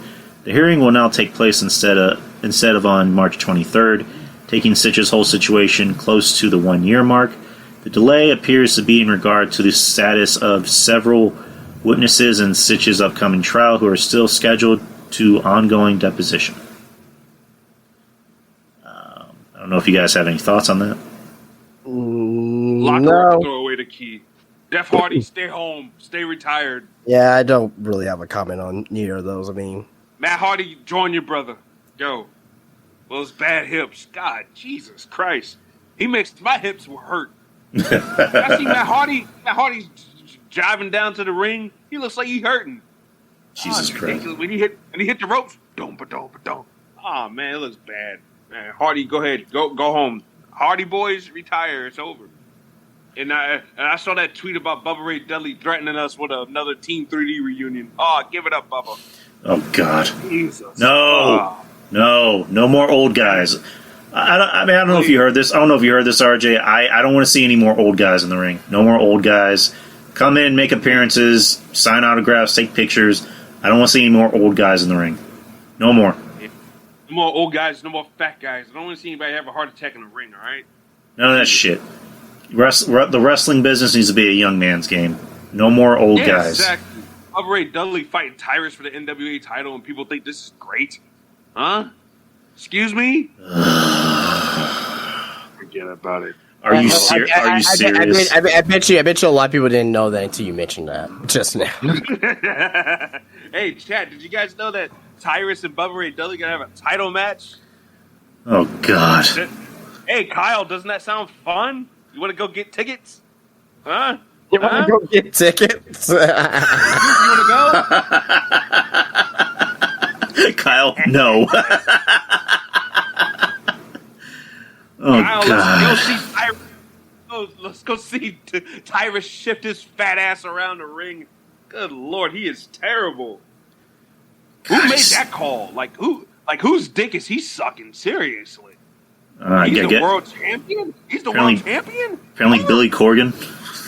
He's the best of a bad situation? Are you fucking kidding me? You got Tom Latimer on your roster? So, you know who looks more like a champion that could be the NWA World Champion that's actually in NWA right now that holds the title?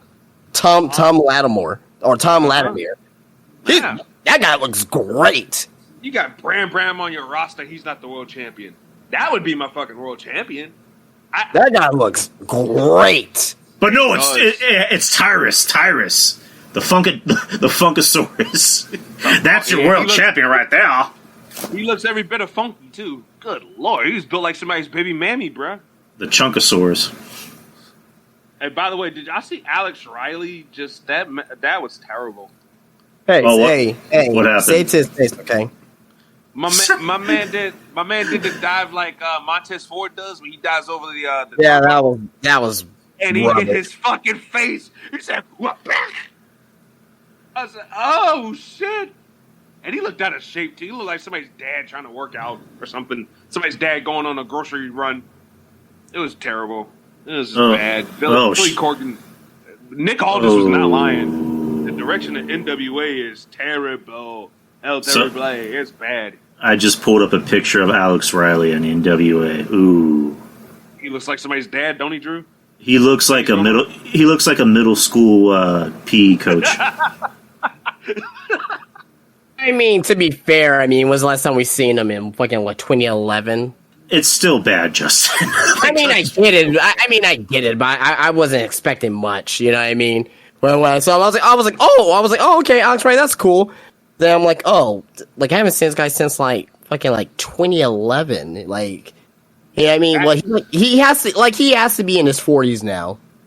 Yeah, he is. I mean, you guys like we're in high school or middle school where you had that one coach who was yelling at you on how to shoot better. It's like, motherfucker, how's about you put down the sandwich? That's Alex Riley.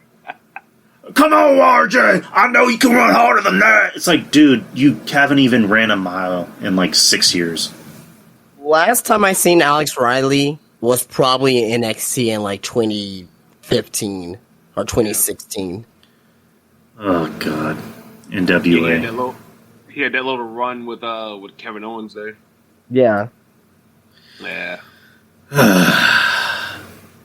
Last bit of news. It's not really news. It's just Conan made the news by criticizing Takashita over doing a frog splash, and I don't have the exact tweet right here, but then he kind of, I guess, apologized, but not really, where he said the thing was a joke. I'm really going to get mad over him doing a frog splash. Everyone does it. If you actually believe it was hot, joke's on you.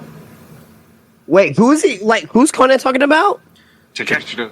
Takeshita. Okay, got it.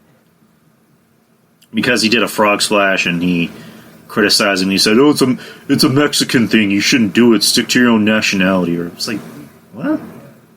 Yeah, that was a bad call by Conan. I don't know why the fuck he said that. It made zero sense. He said he was kidding, but I don't believe that. Yeah, so. I don't buy that either. It's like either you suck at telling jokes or you're an asshole. Right. I'm going to go with you're an asshole. Man, so. Conan's known to be a little bit of a dick. A little? He said, but you know what he said? So he said it was a Mexican thing, right? Right. He's Cuban. Yeah, exactly. I'm saying, what the fuck? You're not even a Mexican, dude. He's Cuban, and he's like played his whole career doing like the Chicano, like old school Mexican thing, wearing plaid shirts and the hats and glasses. It's like, yeah, dude. He's always waving the Mexican flag, even when he was in LAX. Like, if he didn't know any better, you would have thought this guy was from Tijuana, Mexico, for real. But anyways, that's the news. Let's get to Elimination Chamber predictions. Elimination Chamber will be this Saturday, February the 18th, from Montreal, Quebec, Canada, in the Bell Center, and that's damn near sold out. So far, there are 5 matches announced. Let's start with Bobby Lashley versus Brock Lesnar in a singles match. I'll say this. Mm-hmm. I think that this match here, like, to me, I don't care who wins or loses this match. I think this match is probably gonna go into WrestleMania, and you know it'll be the best match. And I don't want to. This is the 3rd match we've seen already. I don't care to see these guys again. The only way, there's only one way for me to care about a match for them to have at WrestleMania. You want to know what that is? What? Have these guys have a fucking MMA in an MMA cage spar, or maybe make it legit. Fuck it, I don't care. That's the only way that I would care if they have another match. I don't see this match ending cleanly. I see this match going to WrestleMania. If this just ends up being like a cage match or a Hell in a Cell, I'm not gonna care. Just make it a fucking MMA cage match. Like, just an MMA match with MMA rules. Fuck it. That would be pretty interesting. I didn't even think about that. Okay, and we have had one of those, like, what do you call it? What is it, Lion's Den match? Oh, no, we did have a Lion's Den match. It was at Extreme Rules. But, like, fuck, do that for fucking Mania, for fucking Brock and Bobby Lashley, and bring in a better special guest referee and not pudgy 90s dad Daniel Cormier. Jesus. He's built like Spice Mammy, too. But, yeah, I'm kind of hoping this match just ends in, like, a double DQ or just, like, a no contest, because, like, this match needs to be at Mania. You have a low expectations for this match, so, like, if you have low expectations for stuff like this, like, if they actually do better than what you expected, then it'll be a pleasant surprise. I really have low expectations for this match, because I already know it's going to end fucked. So why would I get invested into it that much? Yeah, just have, go ahead, Archer. Yeah, I agree with Justin. I think that I don't think this match is going to have a definitive finish. I do believe it is going to be milk to Mania. I think this does need to be. I agree with Justin as well. I think this needs to be in some type of MMA hybrid type fight or something like that to really finish it off. And I think you do that at Mania. You don't do that at the Elimination Chamber. I can actually see, like, maybe the Hurt Business getting involved in this and maybe causing a no contest or some shit like that. Yeah, that was another one I was going to bring up too as well, the Hurt Business, but yeah. Yeah, I mean, they've definitely been teasing that. They've been very, not so subtle about them wanting to reform the Hurt Business, and I'm all for that, because it's just, during that Schleck, of, Monday Night Raw when it was at the Thunderdome, like, what was the best part of it? It was the Hurt Business. That was the best part of Monday Night Raw. And then as soon as Bobby Lashley became champion, they broke up the Hurt Business for literally no reason. It's like, no reason at all. Yeah, break up the one thing that's over. Break up the one thing that people like about your show. So and Justin, I don't know about you, but it was actually nice to see 4 brothers whooping ass for a change instead of getting their asses. Oh yeah, for sure. That was pretty fucking cool, man. That was great, but the white man holding us down again. Yeah, we can't have this happen. Yeah, I agree. No, but I agree. The white man sucks. White man. So yeah. Moving on to the next match. We got a mixed tag match: Edge and Beth Phoenix versus the Judgment Day, Finn Balor and Rhea Ripley. Well, go ahead, Justin. No, I was gonna say, I really don't have like a full indication who's going to win this match. I want to say Edge and Beth Phoenix. However, so this is my line of thinking. If Edge and Beth Phoenix win, right, that means this feud is possibly over, right? Mm-hmm.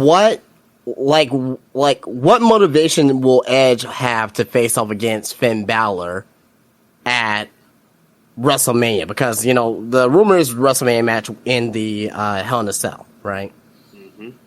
So that's the rumor right there. Now, unless if Edge and Beth Phoenix wins and, you know, Finn Balor and Rhea Ripley get the heat back by attacking Edge afterwards, Rhea Ripley's not taking the pin. She's not going to take a pin when she's going to be faced off against Charlotte, right? Absolutely not. So let's eliminate that. She's not taking the pin, right? So Beth Phoenix and Rhea Ripley, that may be still up in the air on revenge there. Now my question is that if Edge wins and there's no and the Judgment Day doesn't get their heat back, what does this mean for Edge? What does it mean for Finn Balor for WrestleMania? There's several ideas I have out there. There's several ideas I have out there. One being that we don't see Judgment Day wrestle at WrestleMania. We don't see Finn Balor wrestle. We don't see Damian Priest wrestle. However, we do see them involved with Dominic and Rey Mysterio being ringside for Dominic versus Rey Mysterio at WrestleMania. And on Rey Mysterio's side, you have Legado del Fantasma. Because if you saw the promo that happened with Santos and Rey Mysterio exchanging masks, it seems to be unofficially as of yet, but you know, it seems to be a babyface turn for Santos. And what better way for Santos to get him, because as of right now, the fans obviously know of him, right? But they're not fully invested in him. How to get fully invested into Santos for the casual audience by being at Rey Mysterio's corner at WrestleMania to help take out Judgment Day and help Rey Mysterio beat Dominic. That will help. I think that's one venture that no one's talking about, that no one's brought up, that no one's connected the dots with. I think that's something that we should see. Meaning that if that happens, to me, that means that Edge and Beth Phoenix will have to win this match, and no shenanigans afterwards. But that'll just lead me to this question: what does Edge do at WrestleMania then? Because you know what I mean. So there's a lot of questions to be answered. So if my official prediction, I think Edge and Beth Phoenix is gonna win, but I think there's gonna be shenanigans afterwards to where that there's heat that comes back, or what could be done too as well. They can still do the Legado del Fantasma and Judgment Day at ringside, where night one Finn Balor's out there, right? He's out there night one, you know what I mean, gets into a scrap right, but not until the actual match. And night two, he can have that Hell in a Cell match too. So maybe both could happen. But yeah, that's my official prediction, and I think you know, kind of look out for that in the next few weeks to see if that develops with a Legado being at Rey Mysterio's corner and obviously Judgment Day being in Dominic's corner. And you know what? There might be something to that as well. I did see that segment, and I like that segment too. It should have been on television. It was really good and really heartwarming. But you might be onto something there, man. And look, hey, the Judgment Day got a feud with somebody else at the Mania, right? That could be something. There. Could definitely be something there. Especially if Rhea wins the title and she goes to SmackDown. I'd like to think Judgment Day's going with her. So, that could be definitely something to look forward to in the future. I'm gonna go ahead and say that I'm gonna go with Judgment Day on this because I think they gotta keep Rhea strong. I think a way you do that is by having her yoke up Big Mama Beth and hit her with the riptide and have her look good. And none of the dudes are really affected by the outcome of the match because, hey, Edge or Finn don't have to eat the pin, and they can maybe brawl into the crowd or some shit like that. some other shenanigans happens. Maybe Dominic hands Rhea a chain or something. She pops Beth Phoenix or something. Something, slimy like that. And she gets her up for the Riptide, hits her with it. 1, 2, 3. We out of there.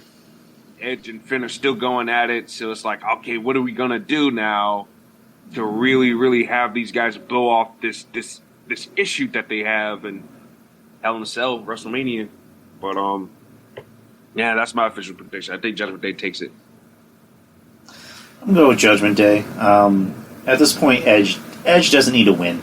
Like, Edge can lose 10 matches in a row and he'll be fine. He's Edge. Yeah, he's Edge. Like you said, Edge and Finn don't need to take a pin. The whole point of this is just to keep Rhea hot, and Rhea needs to finish off Beth. Put her in that Riptide and then stay hot going into Mania, which more than likely she's going to beat Charlotte. Because the whole point is, Rhea is still thinking about Charlotte beating her when she was, pretty much a newbie on the main roster. And now she's, white hot. So you want to keep that, that streak going. What you do with Edge going into Mania, I don't know. I mean, maybe continue the feud with, Judgment Day. And I say that mainly because Judgment Day literally started last year at Mania, which is weird to think about because it feels like Judgment Day's been going on for a long time. So, I mean, that can be the storyline is like, Edge can be like, last year WrestleMania, I started Judgment Day. And now we're heading into WrestleMania this year, and now I need to end it. I need to kill what I created. With a lethal dose of poison. I'm like, but just, Edge and Finn. Go ahead. Mm-hmm. No, I'm about to say, which I hope they don't, because I actually dig Judgment Day. Well, no, I'm not saying he's gonna do that. I'm just saying like that can be Edge's mindset is, I need to kill what I created, and Finn, you've made this personal, so you can't run away. You can't, count on your boys to defend you. So it's going to be me and you inside Hell in a Cell. Like, simple storytelling. And I'm fine with that. I'm fine with Edge and Finn at Mania and Hell in a Cell. I'm fine with that. Yeah, me too. So, next match, you have... Well, it's not the next match. It's just in order on this list. Elimination Chamber, men's for the WWE United States Championship. Austin Theory, the champion, versus Seth Rollins, versus Johnny Gargano, versus Bronson Reed, versus Damian Priest, versus Montez Ford. So this match here, I kind of already talked about it. Last couple weeks that we were talking about, and I'm on. So Seth Rollins, we talked about because Logan Paul. I've been advocating for a mid-card title match at WrestleMania for him to win a mid-card title. Obviously, Seth Rollins and Logan Paul is happening. Question is it going to be for the United States Championship? I'm going to backtrack and say no. I think that match doesn't need to involve a title, even though I was more looking for like Logan Paul to be going up against maybe like a Johnny Gargano or a Bronson Reed or a Damian Priest, someone like of that caliber there. For the United States Championship, but Seth Rollins versus Logan Paul doesn't need to involve a title for that match to, do well. Austin Theory, obviously him and John Cena, that's possibly what we're looking at for Mania if everything goes well with that. Same thing, I don't think that match needs a title. I just don't think it does. Because obviously that's going to be a foregone conclusion that, that Austin Theory's winning. At least without the title, like, it's gonna be okay. I still think Austin Theory will probably still beat Cena because obviously the comparisons between Austin Theory is like the new Cena, like body shape wise and all that stuff, height wise, the look and all that stuff. The haircut. Yeah, all that, right? Mm-hmm. I don't think that needs to involve a title. I just don't. Me neither. So I'm leaning towards Johnny Gargano or Bronson Reed on this one. Oh, and God. and honestly, and I said this before and I'll say it again, we don't know Tommaso Ciampa's status right now. If I'm WWE, if Tommaso Ciampa's ready to go by Mania, I'll put the title on Johnny Gargano and have a feud with Ciampa and Gargano going into WrestleMania. You know what I mean? Depending on Ciampa's condition. But even at that, I think Gargano deserves a shot to be a mid-card champion. So far, his return hasn't been the greatest. Kind of like the Karrion Crosses, kind of like, the Dexter Lumises, things of that nature. Mm-hmm. I think you put the title on him and just have him go out there and just wrestle. Because he's been having good matches, but just having him actually go out there, wrestle, and find him an admirable opponent for WrestleMania, that'll be great. Who you'll go up against is kind of... Well, so go ahead.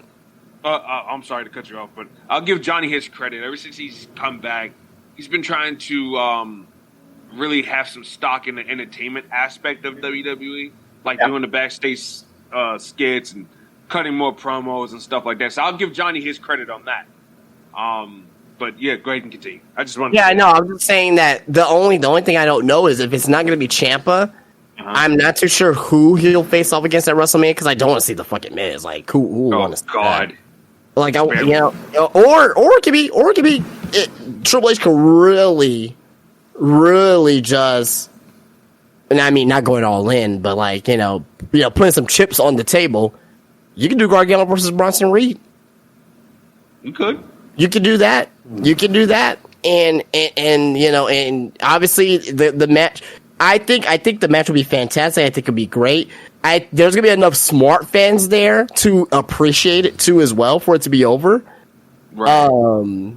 I think that could be a angle that they could do as well for sure. But I'm gonna go with Gargano on this one. Okay. The beautiful thing about this match is that you really don't know for sure who's going to win this thing. Like people think it's a foregone conclusion that Theory's going to win it, but we don't know. I can tell you who's not winning this matchup: Seth Rollins. He's for damn sure not winning this damn. Nope. Because like you said, he's feuding with Logan Paul. That's well apparent by now, if you didn't know.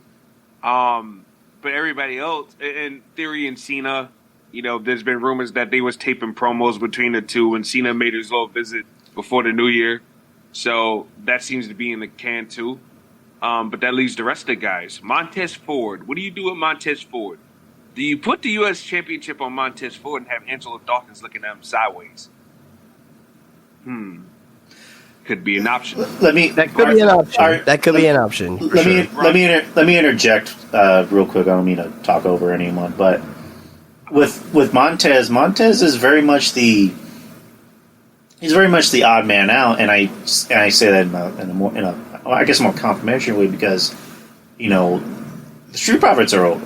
Like we've all talked about Montez being the guy, and then Dawkins just kind of comes in. He's like, I'm here too, and he cuts the weight, and he's like had really good fucking matches. Like last week on Raw, he had a really good match with Priest, and. Great big man match. And this is just my opinion, because I know the first time I saw the lineup for this match, I'm like, okay, this is just, for Theory to get over, and I'm fine with that. But then just you guys get me thinking of just like, well, he's more than likely going to wrestle Cena if, everything works out the way it should. And that match doesn't need to be for a title. That's just a match for Theory to get over and be the next guy. So who else do you put the title on? Because I really don't want to see Gargano be a champion. I honestly don't. I'm kind of done with Gargano. Reed, I like. I think you really should push Reed as just the guy who just goes in there and kills motherfuckers. Yes. So do something. That's Nami's getting over. Right, and then do that with Reed.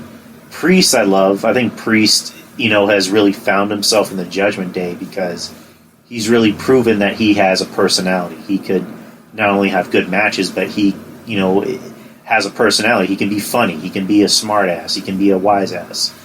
Swagger's on par right now too. Right, and then Rollins. Right, Rollins at this point, his mindset is like, I'm thinking about Logan Paul, but I'm not going to pay any attention to him. But maybe that ends up costing him the match. I'm not saying Logan Paul gets involved in the match. I'm just saying, like, his mindset is like, Logan Paul fucked me over, and I can't get over it. I need to get after Logan Paul. Let me look back at the other opponents in the ring, and then you have Montez Ford, who's like been on a hot streak as of late. he is proving that he can be a future player in this company. So my suggestion is I want Priest to win. And then you have Priest and Montez Ford at Mania for the U.S. title, and that could be a possible show stealer, and that's how you interject, Dawkins into this feud. Is like Dawkins is happy, but he's also kind of like, that should be me. Like, that should have been me. I should have been in that match, and I should have won. Like, you took my spot. It's like with Dolph, when Dolph was doing the whole, that should have been me. Like, Dawkins can do the whole, I'm supposed to be the successful one, bruh.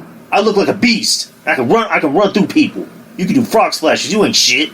Like, just, do something like that. I'm not saying, you ain't shit, but just, you ain't nothing. Look at me. I'm a star. Everyone's saying Montez is the star. I should be the star, man. I'm working my ass off. I lost the weight, putting the work, but I still ain't getting no respect. Like, do something like that. Do you have him cut a promo like Mr. T? well, maybe not Mr. T, but... I pity you, fool. Montez Ford ain't shit. He's got the hot-ass wife. He's got the success. He's got the accolades. What do I got? Nothing. You got a reality TV show? I'm all about me. I'm all about my business. Like bitch on my arm. So that's how you get Angelo Dawkins over, is you make him into Mr. T. There you go. The one thing I will argue about the Street Profits, like, I'm really tired of tropes of heel turns and tag teams breaking up. Like, how come Montez can't just win the title and just Angelo just being happy for his friend? Yeah, I know, Justin. I wish it would be different, but the body language of the Street Profits when they've been losing as of late, like, it just tells the story that that's the route that they're going in. Yeah. But I would rather them not break up. I get it. I see it coming. It's just that, like, at the same time, I'm like, God, Lee, it's like with the New Day, right? Like, you never once thought that, Kofi or Xavier was going to turn on Big E. Or that Big E and Xavier was going to turn on Kofi. Like, you never once thought that. Like, how come in wrestling it just has to be that? Like, you want to know what one tag team broke up in the past? Like, it was like maybe in the past 5 years. Well, it's been longer than that now, but maybe in the past, we'll just say 10 years. In the past 10 years, that made sense. It was Ryback and Kurt Axel. Rybaxel.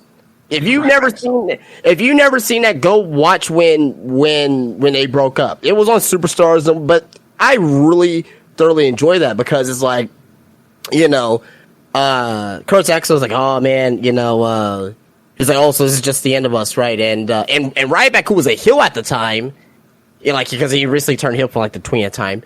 He was basically like, yeah, man, I'm just, on the bigger, better things, man. I want to be a singles guy again. I want to try to go after the world championship. And Kurt Axel's like, you know what? I totally understand.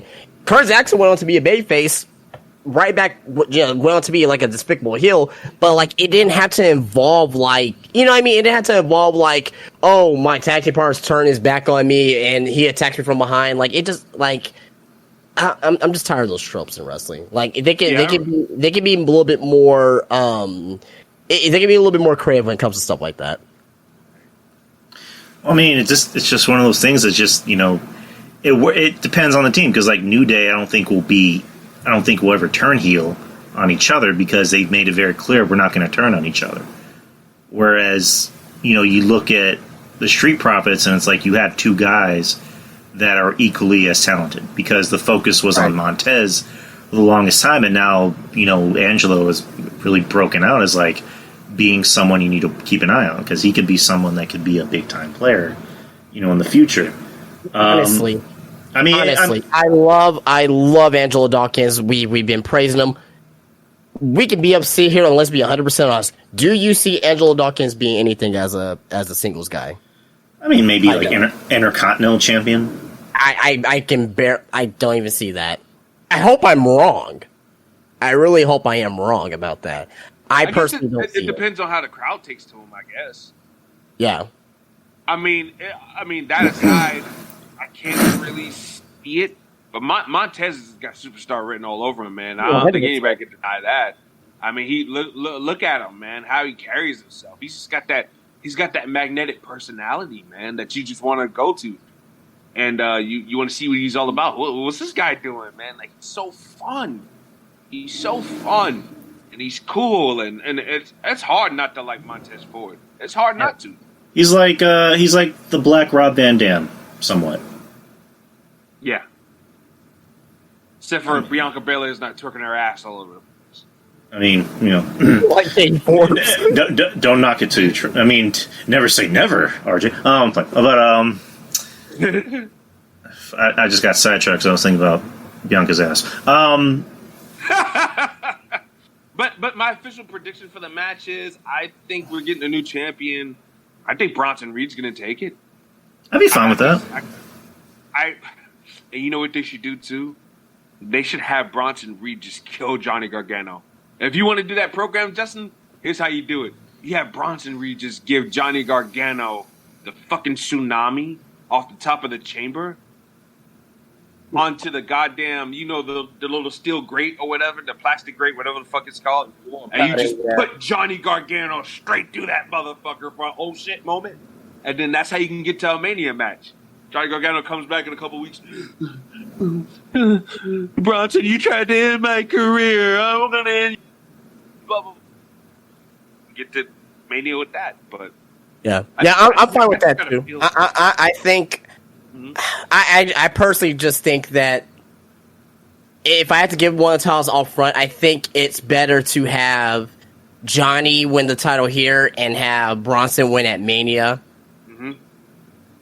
So that way, both come out being, I won't say more valuable, but because if Johnny goes in as champion, like, okay, at least he came in to me as champion to put over Bronson Reed. But like, if Johnny goes into Mania not champion, then he loses. Like, his stock won't be as high. I don't know. I look at it kind of weird, I guess, but I don't know. Or you can have Gargano still in the belt, and then Bronson Reed gives him the super tsunami off the top of the chamber anyway. The Gargano goes into the fucking.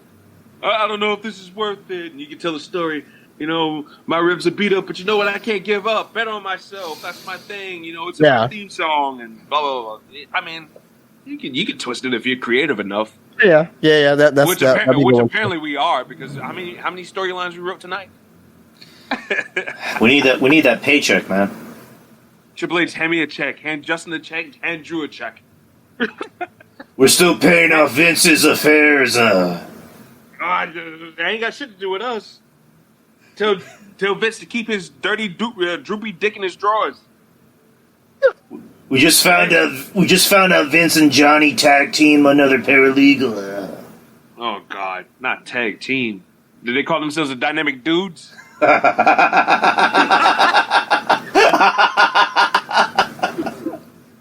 Shane Douglas is like, what the fuck, man? Hey. Oh my god. Oh, royalties. But next is another Elimination Chamber match for a number one contenders match for the Raw Women's Championship at WrestleMania. Asuka, Liv Morgan, Nikki Cross, Raquel Rodriguez, Natalya, and Carmella. Well, I'll tell you who's not winning this. I can tell you who is winning this, and it really, there's really nobody else that should win. It doesn't matter. Asuka's winning. Yes. No one else deserves to win this match. No one else. It doesn't make sense. There'll be no investment in nothing. Asuka's winning. She's going up against Bianca Belair at WrestleMania. That's the only answer that matters. You're not gonna pick Carmella. You're not gonna pick Nikki Cross. You're not gonna want to see Nikki Cross versus Bianca Belair. You're not gonna want to see Bianca Belair versus Raquel Rodriguez. I'm sorry. Liv Morgan's probably the closest one. I would like to see that, but no. Asuka's the answer. That's it. Like, yes, I agree. Period. Like we should not even be discussing, maybe if Raquel. No. Asuka's winning. That's it. Period. Right. I need to see Asuka kill bitches. I need to see that. I don't need to see it be close. I need to see Asuka begin the match and just kill bitches. One by damn one. And I like Raquel, but Raquel's not ready. Liv, I don't hate. I mean, Liv's starting to gain a little momentum as of late, and she's showing. I mean, she's not. She wasn't bad, but it's just that title reign was just bad. But it's just she's starting to show more. She's starting to show something. She's doing something at least. Nick, I never really understood the big time hate with Liv. Like, unlike Dana Brooke, who's whining and crying about not getting opportunities, this, that, and the other, and every time she does, she shits the fucking bed. Liv shows me something every outing that she has. She shows me a little something. Like, that's all I can really ask for as a fan. Show me some little bit you know, Mella is just. I still don't get why she's in this match. I mean, yeah, she was out for a while, but it's just why did she need to be in this match? Put Piper Niven in this match. Like, that would have been. Well, I wouldn't put. I'm not mad about Carmella being in this match. No, I'm not mad. I'm not mad. I'm not poo-pooing, but it's just like, why does Carmella need to be in this match? That's my question. She can get killed, Drew. Duh. You gonna put Piper in here? No, you can't put Piper in this matchup. You wouldn't be able to put Piper. You would be able to put Piper in because they're trying to build up Piper Niven right now. Exactly. Yeah, they're she may be in world title contention SummerSlam if they keep this up with her. You can't put her in. You can't put her in here right now because it's like, she just everybody.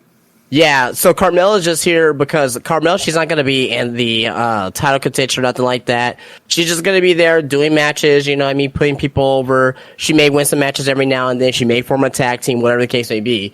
But, yeah, you're not going to put Piper Niven in here. And she's looking fuckalicious doing it, too. So I'm just going to throw that right out there. That I don't mind either, so.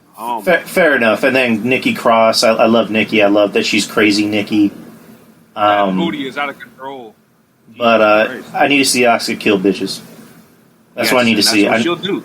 I will, like Justin said with, who was that, Layla Gray? So much semen.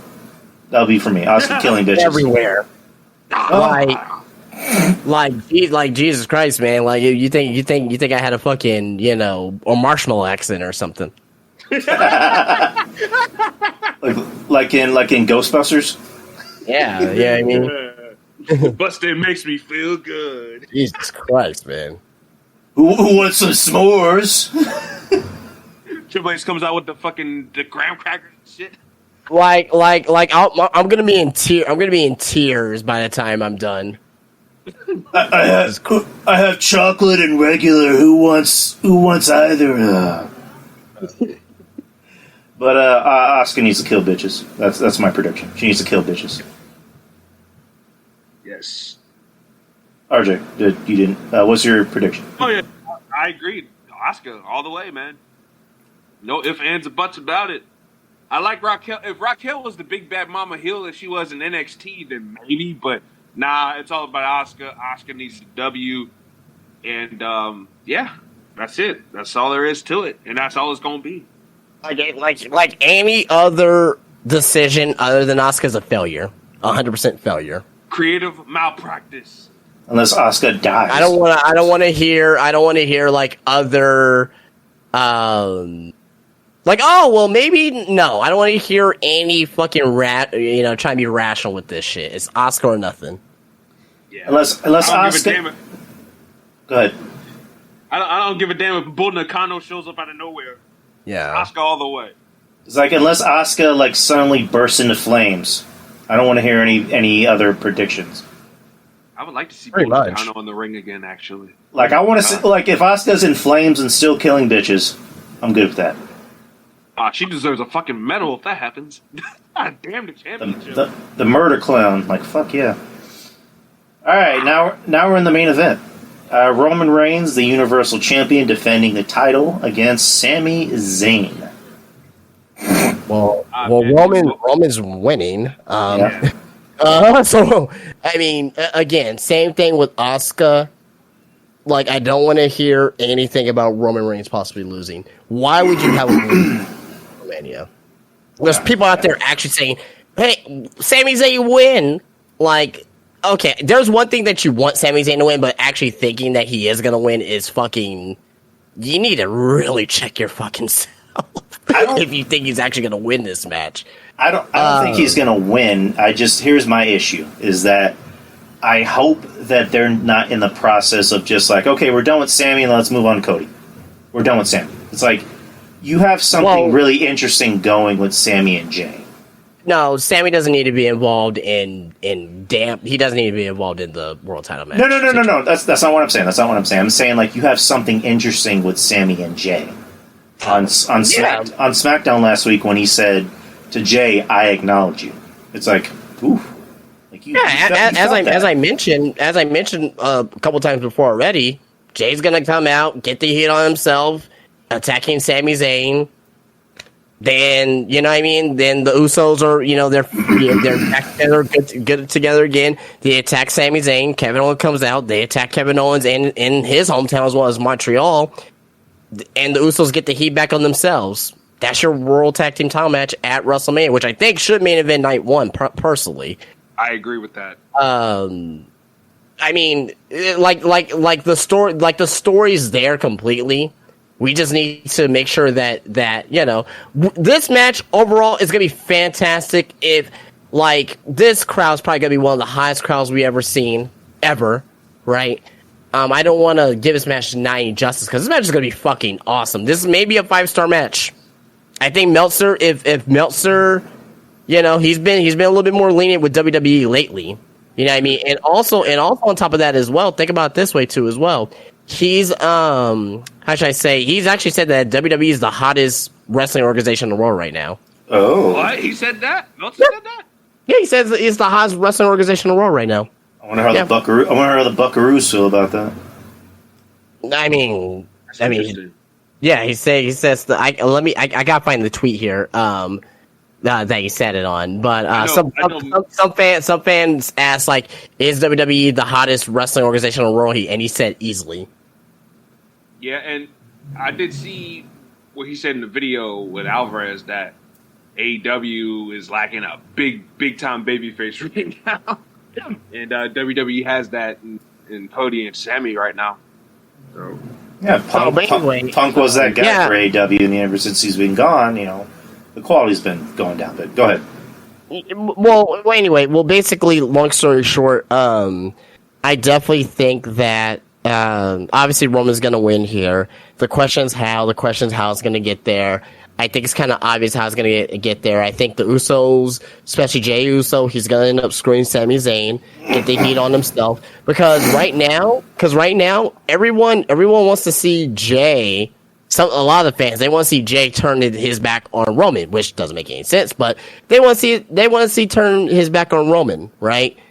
And the fact that in Montreal that he's gonna eventually just side with this family on this one, he's gonna get nuclear heat, and all the heat is just gonna be forced back on him and his brother Jimmy. Kevin Owens is gonna come out, get his ass fucking kick too, and there you go. That is your WrestleMania Night 1 main event. Yeah, and, you know what I mean. And I've been saying this ever since Rumble. That's what's gonna happen, and more and more is looking like that more and more each day. So don't kill the messenger.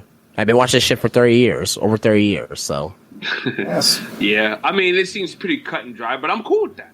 I'm great with it. This is gonna be fantastic. Yeah, it's nothing. There's nothing wrong with predictability, as long as there's a good ounce of predictability. And evidently with this storyline, the way it's been mapped out and laid out, we could see certain days coming a mile away, but it's been great. Getting there, and watching it and witnessing it is oh damn, this is great. But I agree with that. Roman Reigns retains. There's no ands, ifs, or buts about it. Sami Zayn is gonna get his shit rocked on Saturday, but it should be a fantastic match. If Sami Zayn is back in true babyface form, which I think he wrestles better as a babyface anyways, it's going to be a whole lot more better. And he's going to be playing up to his strengths as the underdog of the underground. So he's going to really play in his top tier element.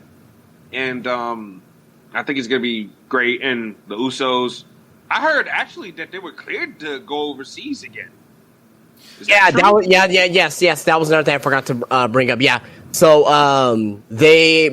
actually, at first, a lot of people were thinking that Jay was unable to go to Canada. It was Jimmy. Jimmy was the one who was unable to travel. But now I heard that both is yes. Yep. So yeah, there you go. Well, there you go.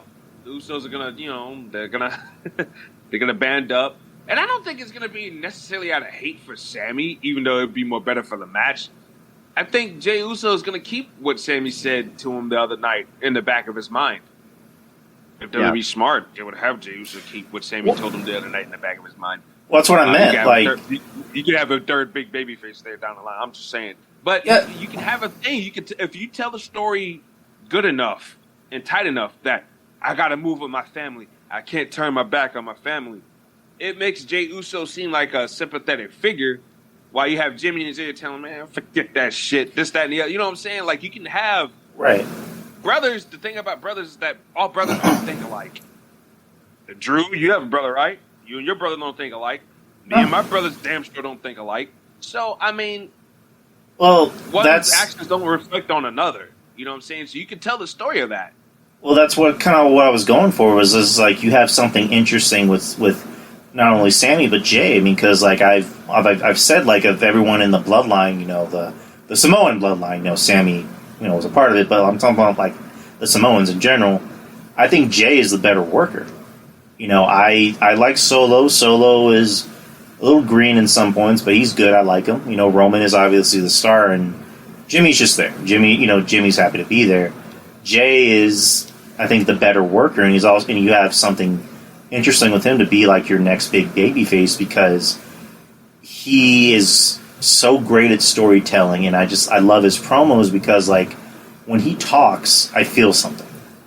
When he's delivering like one of those heartfelt, you know, babyface promos, I feel something, and I like that on Friday he came back because that shows that he's not a dick, because he still loves his brother and he's still going to defend his brother and be on his brother's side. Whereas someone like Solo, like you just said, Solo thinks differently because he's gonna be more loyal to Roman than Jimmy and Jay at this point. So after Mania, you have something interesting with Jay. You can have a feud. You can run back that feud of Jay and Roman. And you can have Jay go over. Like, fuck it. Like, have Jay go over. And then you can have Jay feud with Solo. Like, I don't know. You have so many things to do with Jay. And like RJ just said, like, that can be something that plays in his head of, Sammy saying, I acknowledge you. And then a few months later, Jay could just have like a random, run-in with Sammy. And Jay can just be like, that stuff you said, a few months ago, did you really mean what you said, or were you just talking shit? And Sammy just be like, I meant every word of it. And that, there you go. You have your next big babyface. Yeah. And for WWE at this point, they've fumbled the bag on potential babyfaces in the past. Is that a bad problem to have? 3 big hot babyfaces right now, and Cody, Sammy, and Jey Uso. To me, that's a good damn problem to have. That's a good damn problem to have. Shit. So, I mean, that's just it. But yeah, I mean, regardless, Roman Reigns wins. We're getting the Usos and Sami Zayn and Kevin Owens at WrestleMania. Like Justin said, it should be the main event because of night one, especially if there's no chance of separating the titles, this, that, and the other. Sami Zayn alone deserves that spot. Right. Yeah, exactly. And I think the Usos do too for their I mean, the Usos too, of course. Yeah, I mean, for sure. And Kevin Owens. He actually made it last year. So yeah. Not saying that he doesn't deserve it, but I'm just saying like he's not secondary per se. But, like, if you had to, like, rank everybody, like, he's, like, 4th most important. Yeah, I mean, and it's not a knock on him, but it's just, like, compared to what everyone's doing, compared to how white-hot Sammy is and Jay is, Kevin is just there. Right. Like, he's just there. He's just a utility player. And, I mean, there's nothing wrong with that. That's kind of Kevin Owens' like, WWE career, is that he's always been a good utility player. He's never been a guy that's been, like, mega over. But he's the guy you put in there with the other guy that you need to get over, and it works. Sammy, at this point, is just, he's kind of accidentally become the new Mick Foley in a sense, where he looks like the everyman, and you sympathize with him because you know him, you are him, and yeah, I mean it works. Sammy became an accidental, happy. He became a happy accident. That's the best way to put it.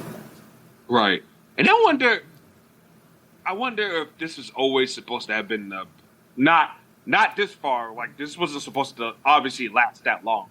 But I wonder underneath Vince McMahon, like what was he really thinking with this whole Sami Zayn stuff? What was going to be the end? Obviously not this. But I mean, what was going to be the true meaning of having Sami Zayn wanting to interact with Roman Reigns? I think that storyline would have ended a long time ago. Right. I mean, it just would. It would. I think it would have been the same thing, but it would have been as hot as it was, or as it is, I should say, as it is. And I think it probably would have ended like at Survivor Series instead of WrestleMania. Right, like Vince wouldn't have understood it. He wouldn't have understood that. He wouldn't have understood Dom or anything else that's getting over, because to Vince it's just like, if I don't get it, then it's not going to work. Yeah. Whereas Triple H, like not to say that maybe Triple H gets it, but I think Triple H is smart enough to know, well, it's getting over, it's getting a reaction, and people want to see more of it, so might as well just let it happen. Right. Like Triple H is smart enough to know if something is working, then keep it going until it stops working, and not like Vince. I'll give Triple H. I'll give him credit. He's always listened to the crowd, even back to NXT. They wanted to push Bo Dallas as a big baby face for whatever reason. They wanted to push him as a big baby face, and people started booing this man. booing him out of the building. And Triple H was like, you know what? Fuck it. Let me go ahead and have this man play a delusional baby face. But, he, in hindsight, he's really the heel. But, and it worked. Worked. From that point on, up until the day that they dragged Bo Dallas out, the NXT security dragged him out of the parking lot. So it worked. But, Triple H has always been smart to, okay, if this is not working or this is going that way, let me go and shoot that way. He's always been smart for that. I'll give him credit on that. I mean, that's how you should book a wrestling company. Is like, you don't need to understand it. You're not the fan. The fans are the fans. The fans are going to tell you if something works and if something doesn't. It's like, for years they were booing Roman Reigns out of the building until they finally realized, let's just make him a heel. And it worked. Like, what wonders a character, what wonders, a small, character change can do for somebody. You look at Rhea. Rhea at one point was just floundering. Like, she wasn't really doing anything, and then they made her a heel and it worked. Yeah. Dom, they made him a sniveling heel because, Dom's whole shtick at this point, he's just a character. He's not a wrestler. And there's no shame in that. It's like Santino Marella. He was a character. And it got him over. Dom, at this point, is a character because, what he is doing is just absurd. Like him saying, I did hard time in jail. It's like, dude, you were there for like maybe 3 hours. Like you were in a holding tank for like 3 hours. And it's working because it's absurd because people that will do that shit. That will do that kind of slimy, scummy, kind of pussy shit. And it works. It's getting him over. So, just Triple H's... The Triple H era is working in one sense where it's just like, what is working because he's allowing it to work. And not, right. Oh, I don't get this. I don't think this is funny. Scrap this. It's just like, let's do like a quick scenario and then we can get out of here. It's like, can you imagine Damien Sandow under the Triple H regime? I saw it at FCW. the guy was wearing gold. There you go. I can only imagine. And he used to bring him into NXT. Damien Sandow was almost a regular. I won't say a regular, but he was on NXT a whole lot, even when they moved to Full Sail. I can't even count on my hands how many times I've seen Damien Sandow have like maybe a dark match or a match that was included in the TV taping itself. So Triple H loved Sandow. They were both trained by Kowalski. Right. So, yeah. I think that's a little bit of the connection there, but Triple H loved Sandow. And I think Sandow would flourish under new Triple H if he was in charge. Because Triple H obviously got the gimmick. Like I said, he used him every chance he could in NXT. They ain't by any accident. Now we just have Aaron Stevens in NWA. Yeah, and he's a manager, and he's fat and out of shape, and he doesn't have the big beard anymore. So yeah, I mean, so his TNA run flopped too. Remember Aaron Rex?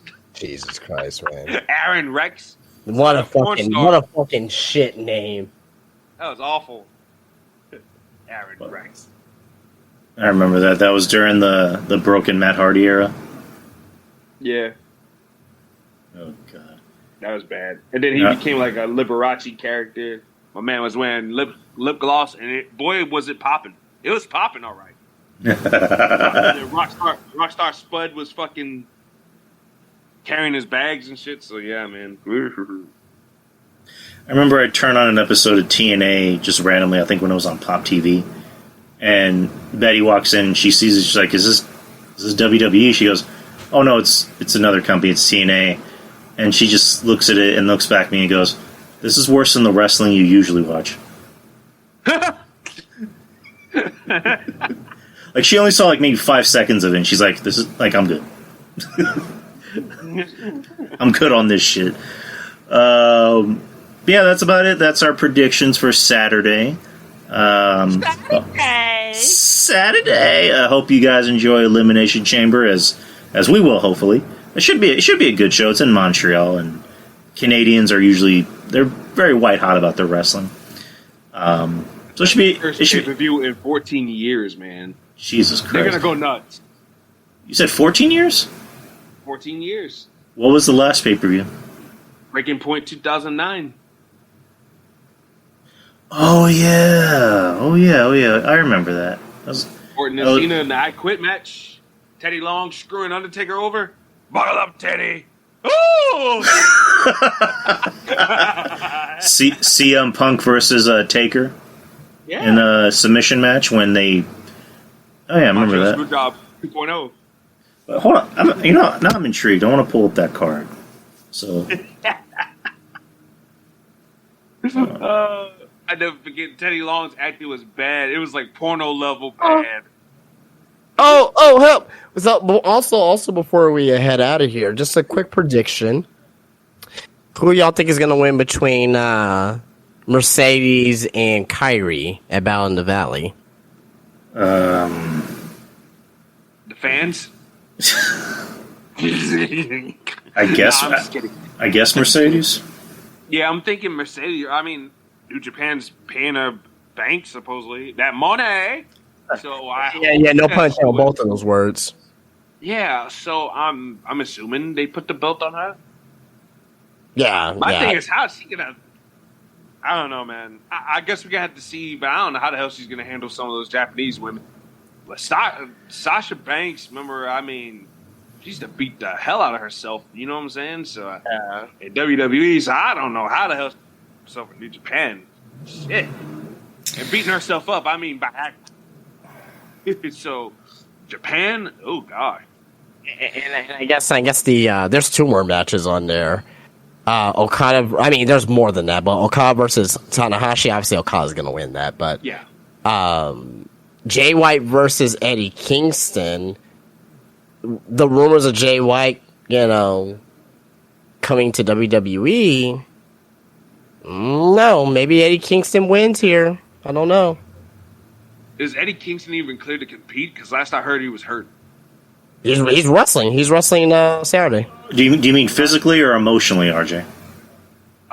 Maybe both. Because my man been having a meltdown on Twitter the last couple of weeks.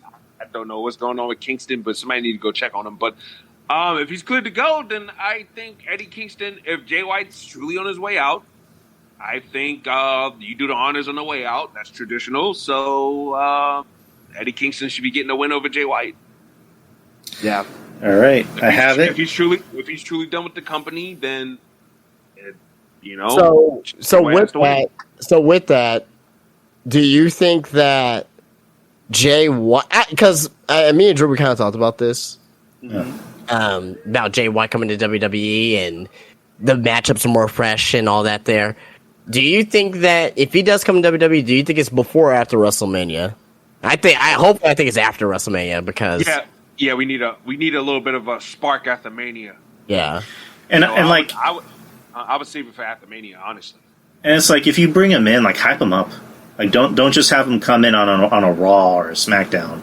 And then be like, and then have the announcers pretend that they know who he is. It'd be like, it's Jay White. He's like, no, hype him up. Like, show video packages of world famous athlete Jay White coming to WWE. Like, I think what I would do, and I'm usually for that, like doing vignettes or whatnot. But I think the surprise appearance would probably be good for that. Then the following weeks you do those vignettes before you put him in his first match, like, and just have him do like backstage promos and things of that nature. Because I think the moment would probably be more. Do you think he should feud with AJ right away? Like, if he attacked somebody that the crowd gave a damn about, then I think he would get some heat. Yeah, AJ. I think I wouldn't want to go down that well too. Like keep him away from anything Bullet Club related. So AJ, Cody, guys like that. Finn Balor, keep even though they really have much interaction, like right. Keep keep them away. And just maybe have them attack. Maybe have them attack Sammy. But at that point they'll probably be tag team champions, so that probably won't make any sense either. But I don't know.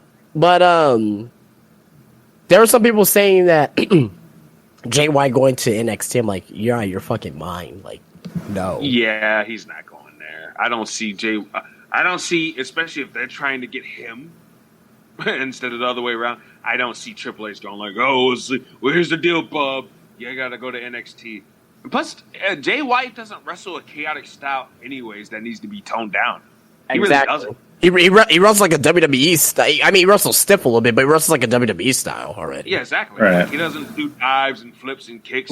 Now, here's the thing with this. If this was 5 years ago, Jay White definitely be in NXT for sure. Oh yeah, for sure, absolutely. But with the way that things have changed, no. Yeah, with Triple H in charge, like, yeah, definitely. Because I could see Vince looking at Jay White and being like, got a great physique. Looks like a dick. No, I say he doesn't speak proper English. It's not like American. It's like, but I'm British. But he's not British. So I have the match card from Breaking Point. It was on September 13th of 2009 at Montreal, Quebec, Canada, Bell Center. The matches were... In a pre-show match, you had Evan Bourne defeating Chavo Guerrero. Jericho, Chris Jericho, and Big Show defending the Unified Tag Team Championships against the World's Strongest Tag Team, MVP and Mark Henry. Kofi Kingston defeated The Miz in a singles match for the WWE United States Championship. The Legacy, Cody Rhodes and Ted DiBiase defeated D-Generation X in a submissions count anywhere match. I remember that. Kane defeated Kane defeated the Great Khali in a Singapore Kane match. Christian defended the ECW Championship against William Regal and successfully won. John Cena defeated Randy Orton in an I Quit match for the WWE Championship. And the main event was CM Punk defeating The Undertaker in a submission match for the World Heavyweight Championship, which I remember that I guess they decided to do another screwjob finish, which resulted in Undertaker kidnapping Teddy Long on SmackDowns. Buckle up, Teddy! Oh, let me out! Let me out! Yeah, that was Breaking Point from 2009. I'll tell you, that segment, Teddy Long's acting was porno acting bad, bro. Said Maurice, Teddy has a great O face. He does. He's just squirming around in his suit. That was funny. I love Teddy. Teddy Long was awesome. But holla. Holla. In a tag team match, player. But that's the show, guys. We did about close to 2.5 hours. was a great show. Thank you, Justin, as always, for being my podcasting partner in crime. And RJ, thank you for coming on. Yeah, sure, no problem. Yeah, you guys are awesome. You guys mean the world to me. I mean, I'm not just saying that to sound corny. You guys, it means the world to me when I can have all my guys on the show. We love you too, Drew. I love you more. But guys, go ahead and plug your stuff. Whoever wants to start. Go first, RJ. You got this. You can follow me on Twitter at LilRJ. Everything and anything I say is unlimited. It has no limits whatsoever. You can follow the podcast at RJ and the Savage Squad. Actually, I got a little bit of news. I was told today by Monty that for the time being, I'm going to be uploading any shows that we do onto my feed. So that'll be the new way you can find our shows for a while. So yeah, you're gonna be seeing a lot of uploads from my side of things. And you sent me a friend request on Facebook. I don't do Facebook. Drew, do I do Facebook? I'm hardly on Facebook. No, he does not. I don't do Facebook. He can't be as nasty as he wants to be on Facebook. So yeah, I mean, I hardly do Facebook. So I apologize if you're in maybe 500 friend requests. But what else? You can subscribe to my YouTube channel at TheRTJXX, and that's pretty much it. Justin, go ahead and tell people where they can find you. Yeah. Follow me on Instagram, Spinebuster Tees. Been getting some requests on my personal Facebook and Instagram. That's cool, but I don't really post much on there, like if at all. So yeah, just follow me on Spinebuster Tees, and it's really gonna be ramping up here in the next few weeks or so here, because I'm in the process of in the initial process here of opening my store here. I'm pretty much done with the merch. Now I'm getting like the actual like stuff that I need for the store. So like display cases, retail hooks, actual cube organizers, things of that nature. So yeah, follow me on there. Like I said, on Instagram, preferably on Instagram, Spinebuster Tees.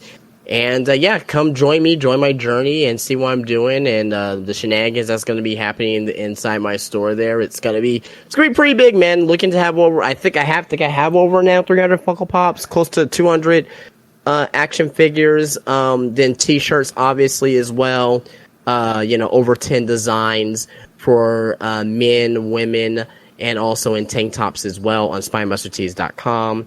Also, in addition, I'm going to be having trading cards, autograph pictures, Lucha Libre mask. I'm looking at several of them right now as we speak, as I'm talking to this. So it's going to be pretty much a mini wrestling superstore for you guys to come out and enjoy. If you're not in the San Antonio area, if you ever come out to San Antonio, it'll be there for you. But also as well, spinebustertees.com, where you can at least grab yourself a T-shirt for $19.98. So yeah. Can't wait. It's going to be coming very soon, guys. I will say probably beginning next month. I should be opening it up. Can't wait for that shit, man. It's gonna be some good shit. If you're in the San Antonio area, if you're in the Texas area, if you're in any area and you decide to make a trip to San Antonio, head on over to Justin's store. Or if you can't make the trip, just go on SpinebusterTees.com and get you a shirt. Yes, support your boy. Support your boy. And then me, of course, you know where to find me. Twitter, Facebook, Instagram. Instagram, I just post, like, shit. I don't really post anything about the show, which I used to. I would post, like, artwork of episodes, which I should probably start doing again. But I'm more active on Facebook. I don't really post too much about the show on Facebook. I will just post episodes, but, whatever. Twitter, I think I'm a little bit more vocal. Somewhat, depending. So you know where to find me. And then, of course, the show you can find on Spreaker. And you can find anywhere else. Google Podcasts, iTunes. I have a YouTube channel. And I have Patreon that Mr. RJ is on. We do a show, Revenge of the Savage Nerds. Or Attack of the Savage Nerds, I'm sorry. where we just talk about the shit we like, which is not really a wrestling show. And I do a show with Ruben called Culture Attack, which there's a new episode of that, which came out last week, so check that shit out.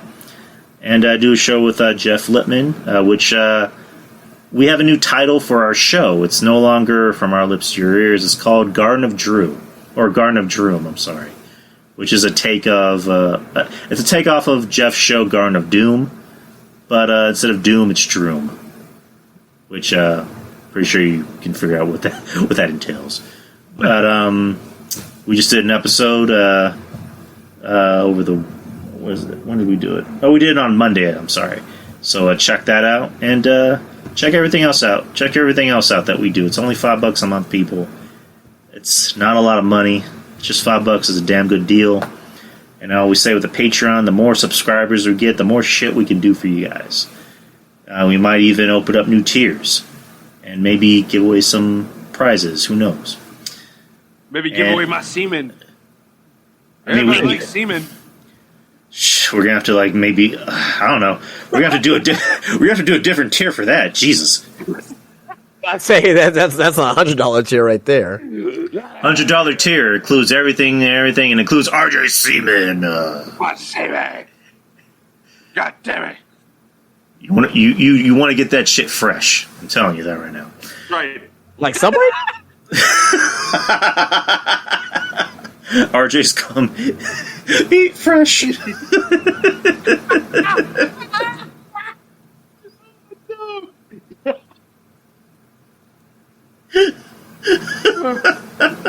Saying is it like Subway or? Pretty much. But that'll be $100 a month, people. And if you guys donate $100, I don't know who you are. I'm not judging. I'll just leave it at that. But please join the Patreon. Support your brothers, support your boys. And the more subscribers we get, the more money we get, the more things we can do for the show. We can get better equipment. We can again open up more tiers. You can get RJ semen possibly. I mean, you can get Justin semen. I don't know if Justin wants to send you semen. I'll pass on that one. Okay, there's just RJ. RJ's going to send you a semen. I'll pass on that one. I don't know if I want to have the Coming Spectacular special. The tier is going to be called the Semen Everywhere. The Semen Everywhere tier. So much semen tier. Oh God! So semen can dry out. Jesus Christ. It comes with a little voice recording to me. Bustin' makes me feel good. I ain't afraid of no hoes. Go. Is that supposed to be Ghostbusters or something? Yeah. If there's something strange in your mailbox, who are you gonna call? RJ. Yeah. I ain't afraid of I ain't afraid of no cum. I ain't afraid of no cum. Droplets in that bottle. Oh yeah. Just Ain't no cum. RJ, when they open up your vial, it just plays the beginning of Dijek's theme.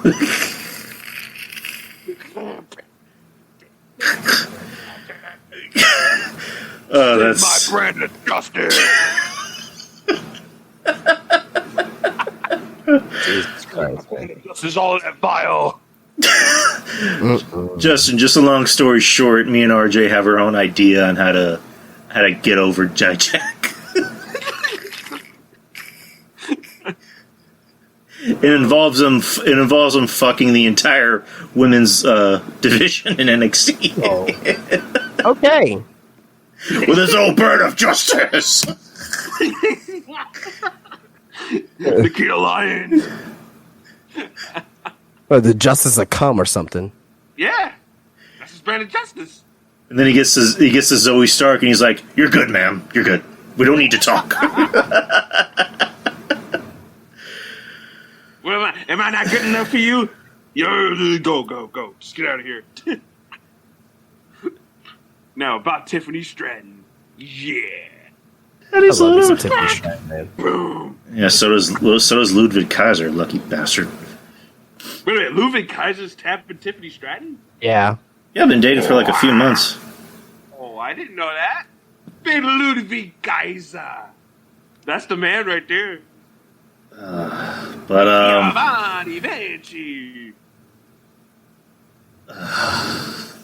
anyways, guys, support the Patreon and enjoy Elimination Chamber this Saturday, and we'll see you next Wednesday, same time, same channel. And take care, guys. Be safe and peace.